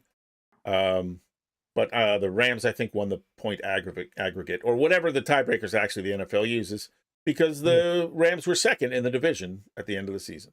Right. Chicago and Philly are 4 and 5, and Chicago beat Philly, so they get the 4 spot. Green Bay 6, and Carolina, despite being a division winner, you're fucking under 500. You should be seated last. Period. Agreed. 100% agreed. Or So not seated at all. Or not see. Oh, so Seattle gets the bye. Well, someone from that, right? And I mean, there were two other teams. Why? Why does there have to be somebody from that? Divisions don't really mean anything anymore. There were two other teams that had the same record as you. Yeah. So it's not like you know what I mean. And they're in a shitty division. Right. That's what I mean. The whole division was shit. Tampa Bay fell apart at the end of the year, and Atlanta won a few games at the end of the year, but they weren't good. No. So, and then you see the matchups. Rams play Carolina. San Francisco plays Green Bay, and Chicago plays Philly. I think, obviously, this will never be done. No. But I think this makes more sense. It does. I think especially for like the top 3 seeds. You're getting teams lower seeded that belong. Like Pittsburgh should not be a 4, and Carolina should not be a 4. So, anyway, that's my solution. No, I agree 100% too. Something has to be revamped. I don't think they'll do it this way. I think they'll always have the division. And to keep this too, like even in your scenario, and Carolina is still in there. Obviously, they're divisional winners, so they have to be. But they're 8-9. There's still 2 teams. The Lions and the Vikings were still 9-8, a better record than Carolina, and they're not even in it. What was the 8th seed? What would have been the 8th seed in the AFC? Good question. Let me look. I got a different thing up here. Would it have been Baltimore? It would have been Baltimore. What was it? Maybe it was Baltimore. I don't know. I got to look. Hold on 1 second. I'll tell you in a second. Who's outside looking in? I'd say take Carolina out and put Baltimore in the NFC playoffs. Yeah, I mean, you could look at all the 8 and 9 teams and see which one is really the best, which one really. It would either be Baltimore or Indianapolis. Yeah, well, we don't want Indy in there. No, I don't want to see another game with Phillip Rivers. Yeah. So anyway, that's how I would do it, and I know it's just for fun, but watch Carolina will go on a heater and make it to the Super Bowl. Maybe. And by the way, I should have put. I just realized Green Bay was 9-7-1. 9-7-1. Yeah, you had the 9-7 right. You just eliminated the 1. Yeah, but either way, they weren't moving up or down. They're still better than Carolina. This is only the 3rd time in all of NFL history where Green Bay and Chicago have played in a playoff game. Mm-hmm. That's crazy. In Super Bowl NFL history. Well, yeah. Green Bay and Chicago played 1,000,000 times before the Super Bowl era. Well, because there were 6 teams. Right. Well, exactly. They wouldn't be playing Green Bay. Well, that's just what I mentioned before. What I mentioned before, that the Giants are the 3rd most, if you include all the championships before the Super Bowl, the Giants are the 3rd most championship winningest team. Green Bay and Chicago are the 2 above them, or 1 and 2. So. Yeah. So anyway, that's Pete's seating realignment. There you go. I like it. I agree 100%. All right. Don't make me pick those matchups. Yeah. All right. Yeah. Right. We should pick the other matchups. Maybe we'll do that off the air and see which way we do better. You could do that. Yeah. Exactly. If anyone feels like spending any more time on this. All right. A little baseball. Since I brought up the graphic up. Yeah. The graphic already. Look. I wasn't able, or we did talk about it the last show. I mean, it's been a while because of the holidays. We haven't done a show, but sorry. Let me just say one other football thing. Yeah, go for it. Obviously, the Jets are the worst franchise in the league, and maybe in history. No, the Raiders are. No, the Jets are the worst. I don't mean record-wise. I mean overall. The Raiders are a close second, but and they're raising ticket prices again. Mm-hmm. And Woody Johnson once again showed his complete lack of understanding of what football is and what it means to the fans when he was like, "You should come out. We expect you to buy season tickets. We got big things in the hopper." So, whatever. And I honestly, I love Aaron Glenn, but I wish he were on that list of coaches that got fired, because I'd like a shot at John Harbaugh or Bruce Arians or Kevin look, Stefanski. I'd take Pete Carroll. I think I'm the only person. You had Pete Carroll. What did you do with it? Yeah, I know. Well, because he got the same kind of shaft treatment that he did with the Raiders 1 year. I think I'm the only person talking about Bruce Arians as a potential head coach, and listen, he might out go of anyone. I think the Titans would take a You're shot. not. There's been other people that have been talking about it. Arizona might take a shot at him again. There's history there, right? So who knows? Anyway, yeah, raising ticket prices again. Whatever. Ridiculous. Sam. Look, go ahead. All I have to say on baseball is that I need to. I don't understand what the fuck the Mets are doing. I really, really, really don't. They like stealing the Yankees. I know.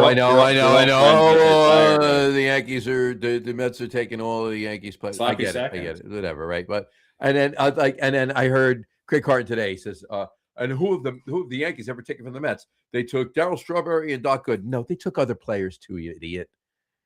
You know. So, but in any event, those are the two biggest names. Those are the two biggest. No, David Cohn's not a big name. Cohn was a pretty big name too. Yeah. You know, I don't know. Carlos Beltran. I think Cohn is more of a Blue Jay. How long did Beltran play for the Yankees? I can't even remember those. 2 or 3 years. Why do I have a complete blackout of Beltran on the Yankees? That's weird. Well, he was there. Well, John, do you put any more stock in the Stearns is getting rid of everyone who wasn't his? Yeah, guy? I look. 100%. Seems That's that what way, he's right? doing. He's a fucking douchebag. I can't stand this motherfucker with his shit-eating grin on his face every time he's interviewed. I just literally what dude. You're not in Milwaukee anymore. You work for the richest fucking owner in baseball. Spend money, you douchebag. Right? Here's my thing. Edwin Diaz clearly, pardon me. Edwin Diaz clearly wanted to win a ring. He was going to LA. There was nothing the Mets were going to do about that. They were that close. They said, "Let's wiggle room. Let's talk." He went. He met with the LA. He signed. Goodbye. He was going there. There was nothing they could do about that. I'm pissed off, but it is. Well, he never called them back, right? He didn't call him back. He just signed, and that was the end of it, right? Yeah. But Pete Alonso, they could have made him a better. Do you think? Well, before you go on, don't you think they kind of knew what LA was going to offer him? I do, shouldn't they have matched it in the first place? Like, if they hadn't been cheap to begin with. He didn't have the LA went. He wanted to be on the Dodgers. LA went above the Mets. So whatever they offered him, LA was going above the Mets. Because LA just shits money because they throw it down the road and they do whatever the fuck they want to do. They just print it, right? All right. So anyway, go on. But Pete Alonso, they didn't even make an offer to that. Yeah, I know. I read that. Okay. Too. You douchebag, you got a homegrown Met. Oh, well, we need better defense, run prevention. You know what? He's a DH, you asshole. Okay? You're paying him for his bat. Go replace his bat for the same money. For the same money that Baltimore paid him. Yeah. Go replace his bat. You are an asshole, David Stearns. Bite me. That's all I have to say. I'm getting off my soapbox. You guys talk. That's all. Yeah. I don't give a shit, and it's not over yet. So I think he's been the most successful, player shuffler in baseball over the last number of years. Yeah. And I can't imagine that the owner doesn't have a say in the direction. I don't understand it either. What's going on? And you just literally took the bat out of Juan Soto's hands by getting rid of Pete Alonso. You're an idiot. I think the Mets are going to nab 2 or 3, and I think they're going to be doing some more trades. I think the Mets are going to have a better lineup than they had last year. Yeah, well, this upcoming year. And I agree. I understand the Alonso thing, but he got a lot of money, and I think with Alonso, it was the years. But whatever, he's gonna be able to swing his bat. I mean, what? I mean, what? Had a great year. Okay, maybe he can't. Maybe he can't. Maybe he can't play first base for the 6 years or 5. He got 5 years, right? My thoughts on Pete Alonso. 2 years ago, when nobody was nibbling on him, I was begging the Yankees to go out and get Pete Alonso. So if the Yankees offered Pete Alonso what Baltimore did, I would have been fucking great. So David Stearns didn't want Pete Alonso DHing because of what? Because of Mark Vientos? Are you a moron? Yeah, it's not like it's not like you're anchored with a Giancarlo Stanton. Right. Yeah. Well, look, I mean, assumedly, tool bag. Assumedly, at least, until something changes, Stearns' plan is going to be we're going to rebuild around Lindor and the guys that I bring in. That's what. Yeah, but here's I don't think it's right. only But that's right. But that's what he's good at. So he looked at all the pieces, right? Looked at the top 3 or top 4, and said, "I'm going to keep 2 of them."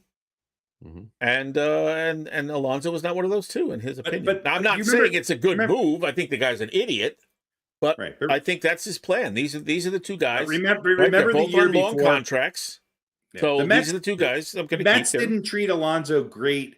The only reason why the Mets offered Alonso that 1-year deal is because no one else offered him anything, and I'm not saying they lowballed him. I think they got he got paid fairly, but it wasn't like a 2-year deal. It was a 2-year deal with an opt out. Yes, right. So you knew. I think Cohen told Stearns and whoever else was in the Mets front office, we're done with Alonso, and I kind of understand it, but it's horrible as a fan. That's my take on it, because I actually really like Pete Alonso. Yeah, Juan Soto was able to do what he did the second half of the season because of Pete. Oh, I understand that. I understand that. He's going to have 300 walks this year. Right? Pete Alonso is Kyle Schwarber. Yeah. But he can play a better first base. Yeah. And you put up with a couple errors here and there because he's driving in 120 runs. Yeah. Yeah. So, and there's no reason to think Pete Alonso has had one down year, and I'll take his down year over anybody other than Aaron Judge on the Yankees right now. You're right. And especially if it's surrounded by a couple of good years. And a couple of really good years. I don't really care about home runs. What I care about is RBIs from a power hitter. And Alonso, I'm going to guess, other than Aaron Judge and maybe Ohtani, if you look, and Schwarber maybe, I don't know. If you look at the last 5-6 years, Pete Alonso is probably in the top 5 in RBIs in Major League Baseball. All right, John, remind me at the start of next season. One of us hopefully will remember. Well, let me ask you this. Lindor and why am I drawing a name on his blank? Blank on his name. Where were they going to be in the order? 1 and 2, 2 and 3? Soto, yeah. Lindor and Soto in the batting order. I'm thinking Soto should be third. I'm thinking 2 and 3, right? Yeah. Well, I mean, unless they get a legitimate leadoff hitter, Lindor's leading off because he did a fantastic job of it last. But he's still got power. You got to replace power somewhere. You don't want that much power in the number 1. They can stick anybody there. Anybody who's got speed, they can stick in the number 1 spot. Here's the other thing. Let me finish. Here's what I was going to say. At the beginning of the season, if that happens, if that's the way it goes, let's do an over/under on how many doubles Lindor hits and sits on second base while Soto walks. Because they don't have anybody to cover him. It's not even an over/under. I'll tell you right now. Every double that Lindor hits it's followed by a walk. Yeah, that's right. I mean, literally, if Lindor doubles, Soto should just walk out of the dugout right to first base. Major League Baseball is gonna have a new rule. Well, no, they already have it. You don't even have to throw the pitches. He won't even have to walk up with a bat. He won't even have to walk the plate. If he's standing in the batter's box and Lindor doubles, he should drop the bat, just walk over to first base. Yeah, the umpire's going to go, take your base, kid. Don't even come over here. All right, sorry, go ahead, Harry. I'll tell you this. I've been listening to a lot of the Hot Stove this year, which I usually don't because they usually don't know their ass from their elbow. I think the Mets are in the mix on Bellinger. I think they're in the mix on Bregman. I think they're in the mix on Bichette. And I also think they're in the mix on Tucker. Now, if you get Tucker, all right, you got Soto. Soto's a far worse right fielder than Pete Alonso is first baseman.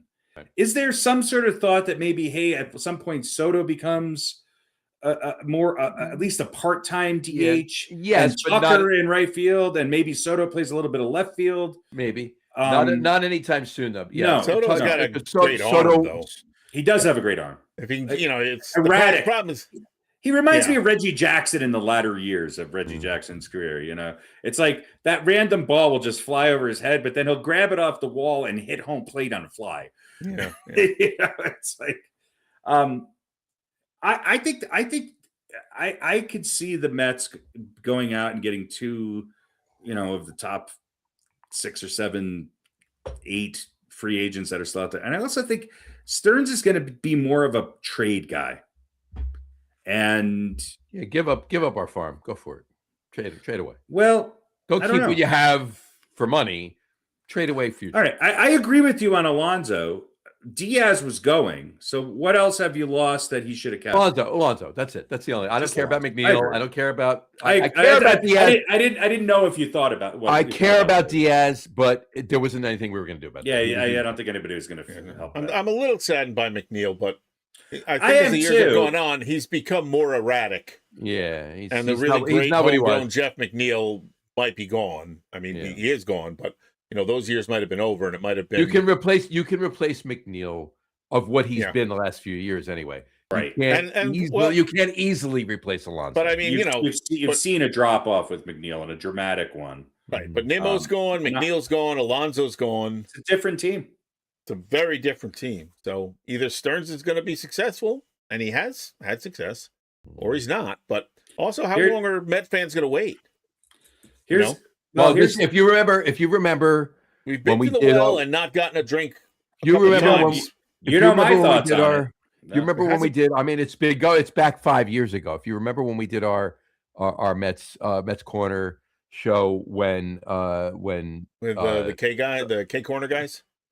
Corner guys, but when we did it with when Lindor, and right before that when Cohen bought the team, and Cohen said 3 to 5 years, we're going to win a championship. Well, it's been 5 years, and he didn't win a championship. Well, how many times did they go to the playoffs? Twice. Right? Twice. Yep. And once we were out of the wild card round, once we made it to the NLCS. So there you go. Okay. They win another 2 games. The Mets are playing the Yankees in the World Series. But you've had 2 lousy collapses. The latter one worse than the former one. It has not been a good tenure for our illustrious new owner. Up and down, up and down, up and down. Here's the one thing I will say about Stearns. He builds pitching and depth on pitching, and his teams have always been able to manufacture runs without necessarily relying on the long ball. And I think that bears fairly well for the Mets. And I would say this. I am also deeply disappointed with the Alonso thing. I don't think that was his call alone on Alonso. I think that the Mets knew that going into the free agency this year.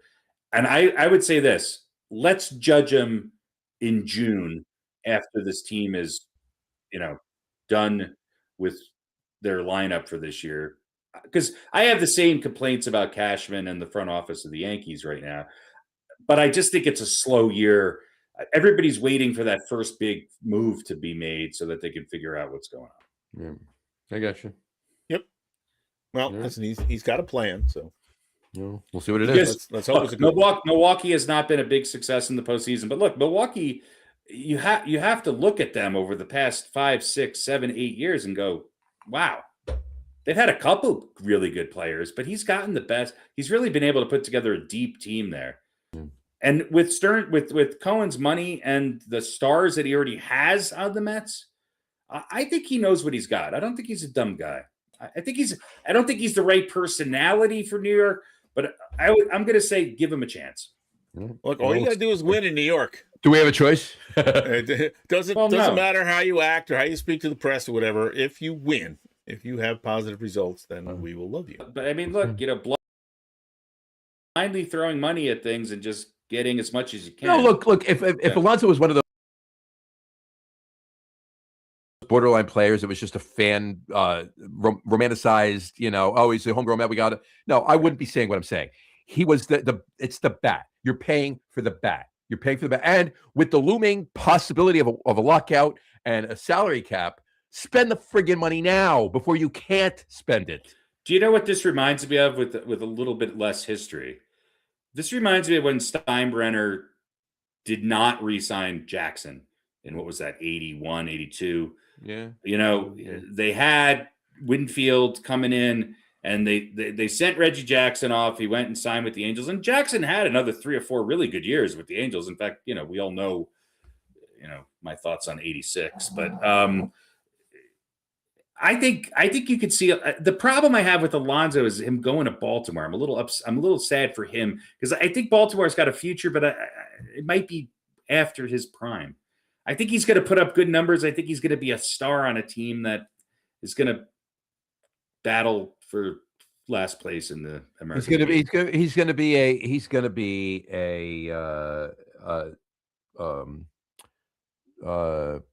hello, I can't even forget Jose Reyes. He's going to be a Jose Reyes. Right. He's going to be in Baltimore, and then the Rockies. And then the Rockies. No. But no, I mean, I just mean the Angels. He'll come back and play a year or two as just the DH with the Mets. No, he'll definitely wind up on the Rockies at some point. I mean, well, Baltimore is still pretty young, right? A couple seasons ago, they had a lot of success with young players. So they bring in an aging. He's not that aging. He's, what is Alonso? They bring in an experienced, let's say, veteran, and maybe 32? That helps them, mature a little bit. 32. I mean, he's got. But as a DH, 6 more years. As a DH, he could have another 6 years. Yeah. I mean, I think I said before. I think when it goes, it's going to fall off a cliff with him. But he's going to Jason Giambi at some point. He might be 31. Actually, look at that. He might get 3 or 4 more years. I just I wish he moved across the street. I wish. Listen, if the Orioles are lousy next year again, he could end up on the. He's 30. Wait, just turned 31 last month. I don't understand and I get I've seen it with Alonso. He struggles with certain types of hits coming towards him at first base, but he's not bad at picking. It's not like he's very, very, very good at picking. Yeah. It's just he's awkward with those weird. He reminds me of Jason Giambi when Giambi played first base. It's like, how did you not catch that? But then he'll also make some catches where you're just like, holy shit! How did like his backhand is like Steve Garvey, but if it's hit right at him, he turns into Chuck Knobloch. It's almost like it's crazy. Later like Chuck Knobloch, not early Chuck Knobloch. Chuck Knobloch was a great player for a long time. He was a Gold Glove until he wasn't. Chuck Knobloch's one of the top 10 best second basemen in the history of baseball. He just couldn't throw. He could still field. He just couldn't throw. He couldn't just throw it that 1 year. Yeah.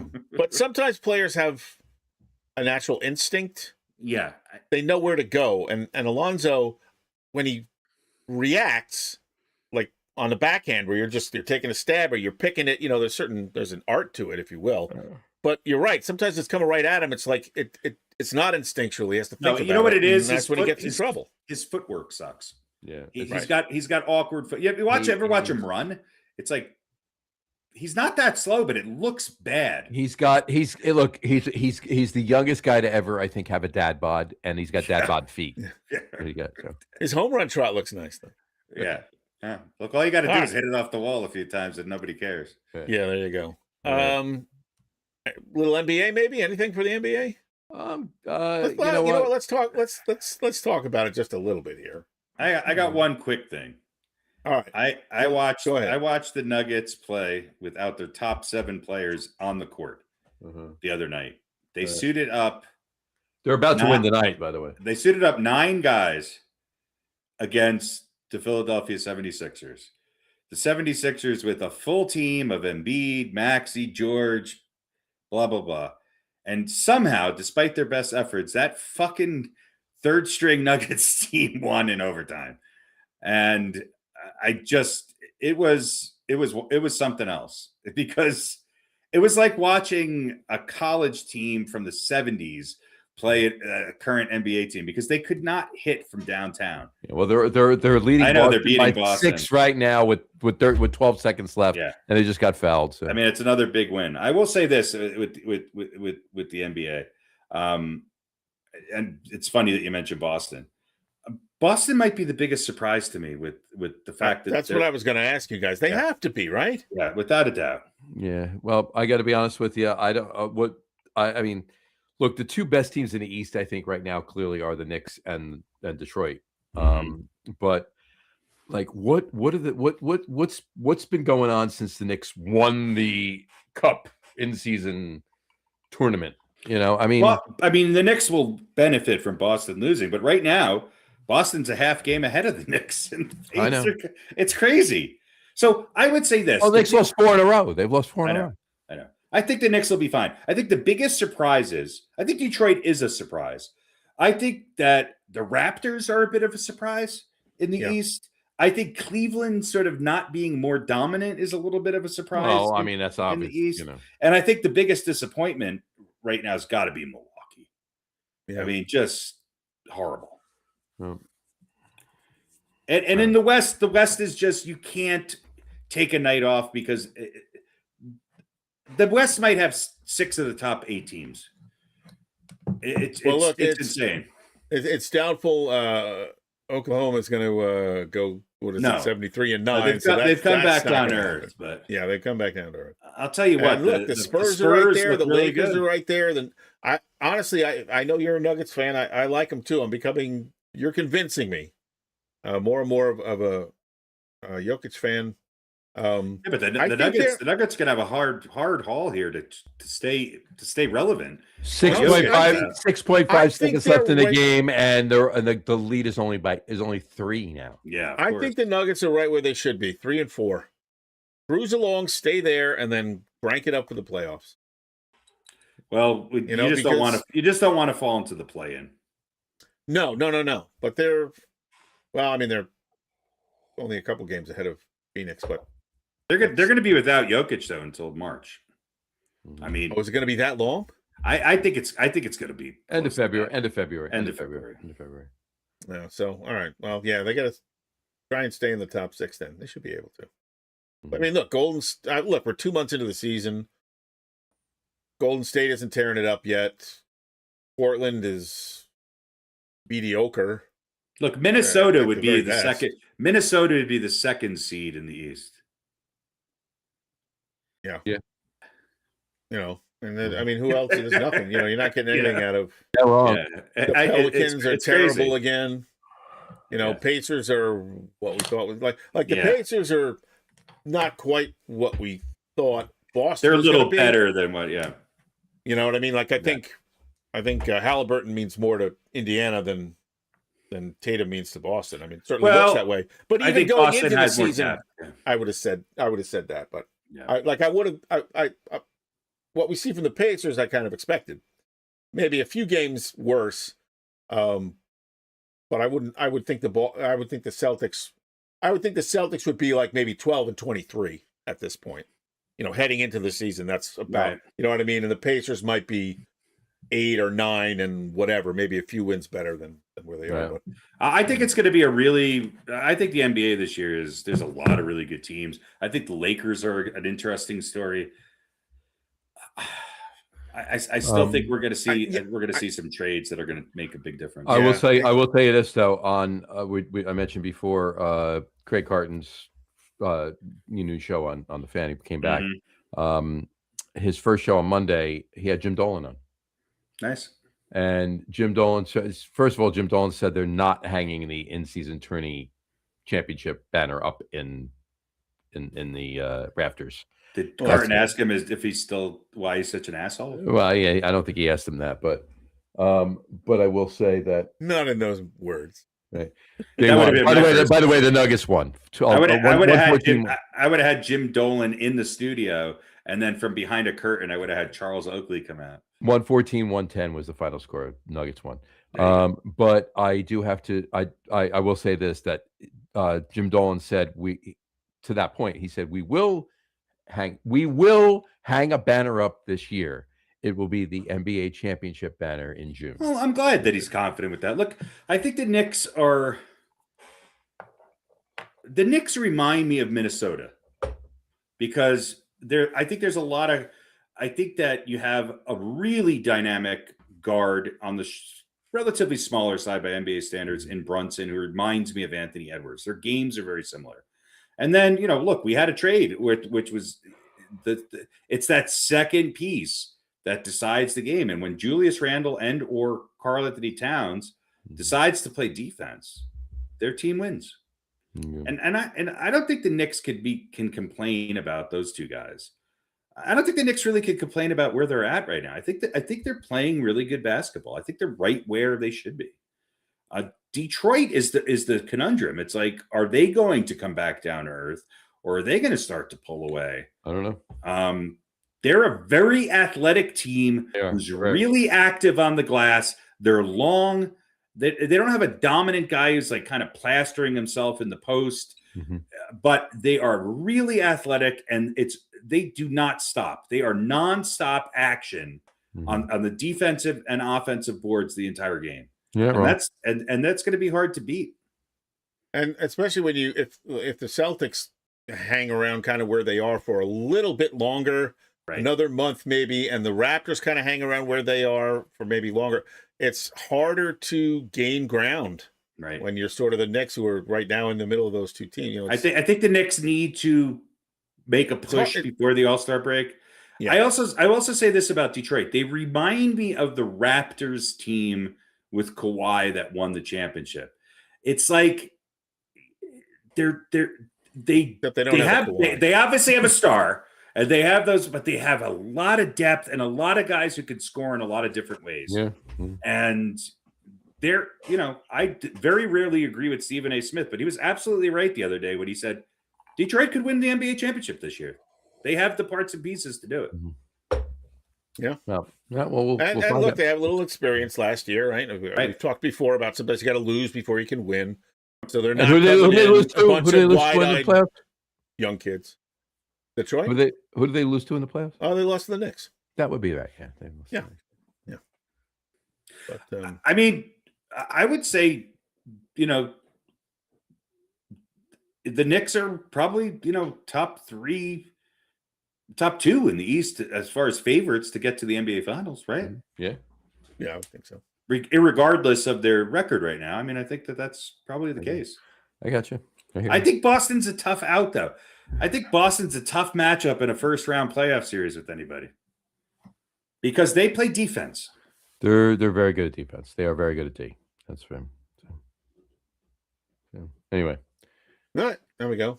All right. Anything for hockey? I think we're good on hockey. The Avalanche lost yesterday. They never lose. They lost yesterday. Couple of questions. Yes, Nathan McKinnon is the MVP. How about the Sabres? Looking good. Yeah. I would love third spot for the wild card right now. Long way to go. But do you bring Dominic Hasek back just for one game? And maybe if there's a make or break down the line towards the end of the season. He is a little bit older than Philip Rivers. I thought I read somewhere there Hasek was playing overseas and still or something. Yeah, but he's playing backgammon though. He's not. No, I understand.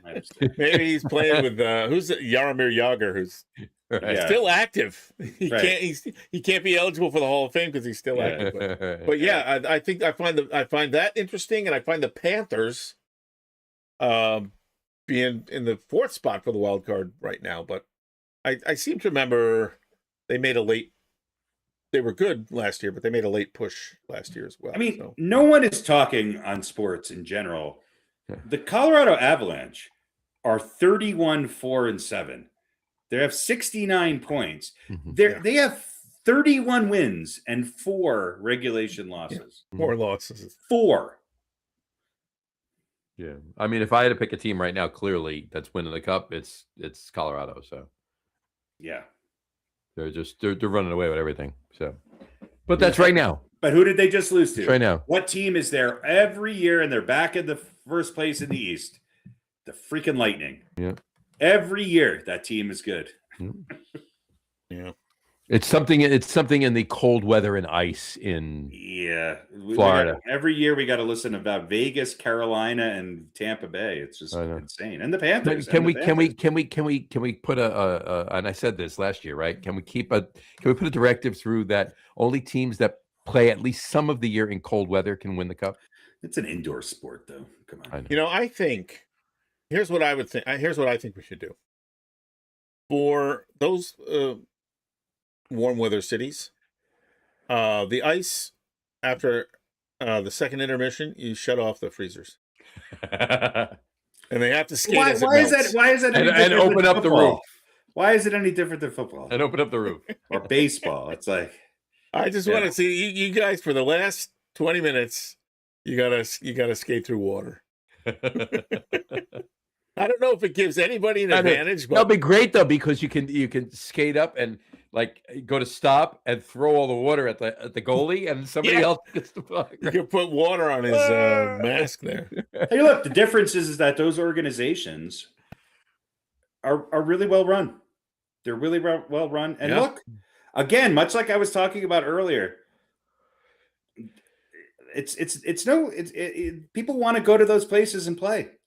You know, if you're coming from, you know, Romania or Czechoslovakia or Russia, do you want to go play in Detroit or do you want to go play in Florida or Vegas? Well, it's right, and on top of that, they're successful. Yeah, they're good organizations. Play in Florida, the weather's nice. They haven't won in 15 years, but hell no, they're Florida. No, Florida's won. Yeah. No, that's what I'm saying. The players that are coming here, it's not like, oh, we can go play in the good weather, but they haven't won in forever. They've won, was it the last 2 years? Or 2 out of the last 3 or whatever it was. Yeah, they're one of the best, you know, sports teams in the last, you know, current history. And they're well run. And that says a lot. So it's not just the weather that's attractive there. No. All right, anything else? I think we're good, right? We're good. All right, listen, let's everybody wish Vanessa good luck on Vanessa, good luck on the house tomorrow. Getting a house. Hope that works out for you. She mentioned it last night on the podcast too. But they don't accept your offer. Just move in. Just walk right in. Just Just go right in. You'll be fine. Bring your bags, couch. Just bring it in. Vanessa, please never listen to us about anything. No. Good luck, Vanessa. Let us know next week on the beer podcast. Yeah. There you go. And we definitely look forward to finding that out. And she's a fantastic cook and chef and well, Vanessa, next time we do everything else, barbecue and everything else up there. Next time we do a remote broadcast, then maybe we need to. We'll come up to Connecticut and have you cook. Absolutely. There we go. There you go. Last thing I have for you guys. Do you like the new layout of what? Of the show? Yes. Yes, I noticed. I work so hard, people. I love it. I love it. But this was how it was last time we did. No, it wasn't. No, it's not. What's different? What's that? I like the shape of the cutaways of our. Well, yours is window. Turned around, so you and I our masks are a mirror image instead of the same. Oh, okay. That's John's is completely different. Yeah. John has a hard angle. And the get on with it and pair up in threes. I'm still like this too. Yeah, there you go. I think it's wonderful. Used to be up next to John, and now it's across the bottom of the screen in a crawl. And I like the icicles in the middle. Yeah, that's all right. Icicles. Well, you know. It's an audio waveform. Audio wave. I like the audio wave. Yeah. It looks like icicles, doesn't it? I thought it was kind of like maybe a holiday thing. I liked it. It was good. Yeah. I love it. I do like it, Pete. Very good job. I like your backdrop. Yeah, I think I got a... Oh, that's the microphone. Yeah. That's the microphone. Decent lighting, I guess. Yeah, I like it. Can you for the next show, can you move that helmet to your right, like about 3 inches? Then that's perfect. Or do you want me to move this way? No, just the helmet on this. Just all right. All right. Can you have the helmet turn around and reach? Can you have the helmet float through the air? I probably would have a better shot at that. I'll have to floating through the air. I'll talk to Gemini and see if they can float the helmet. I'm sure I could create a looping video of it flying around my head. Anyway, I guess that's it. All right. Thanks for watching, everybody. Thank you for welcome to 2026, folks. We got a lot of good stuff coming up, and don't forget, obviously, we got all the football playoffs going on. We're going to have hot stove baseball, everything on basketball and hockey, and our annual Super Bowl Sunday show. It's going to be fun this year. Check us all out, and as opposed to other years when it was not fun.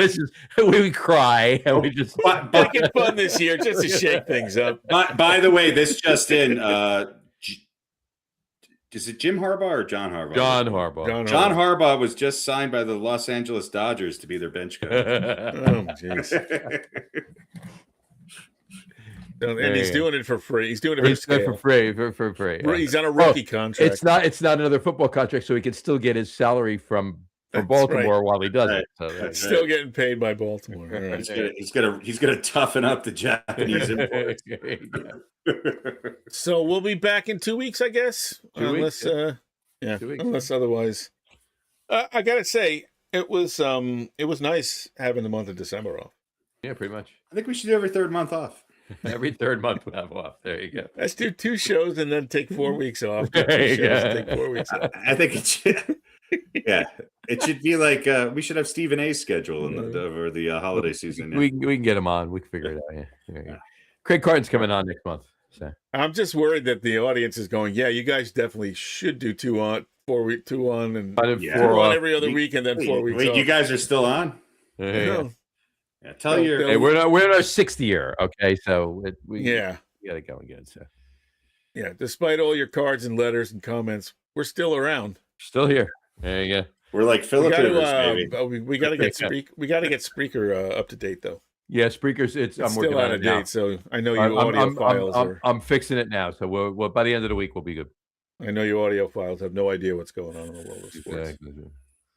All right, so bye everybody.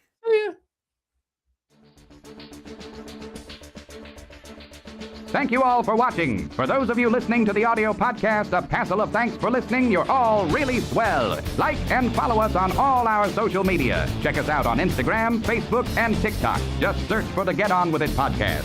All of our shows are available on YouTube at the Lager Room channel. Just click the live tab to reach the show archive.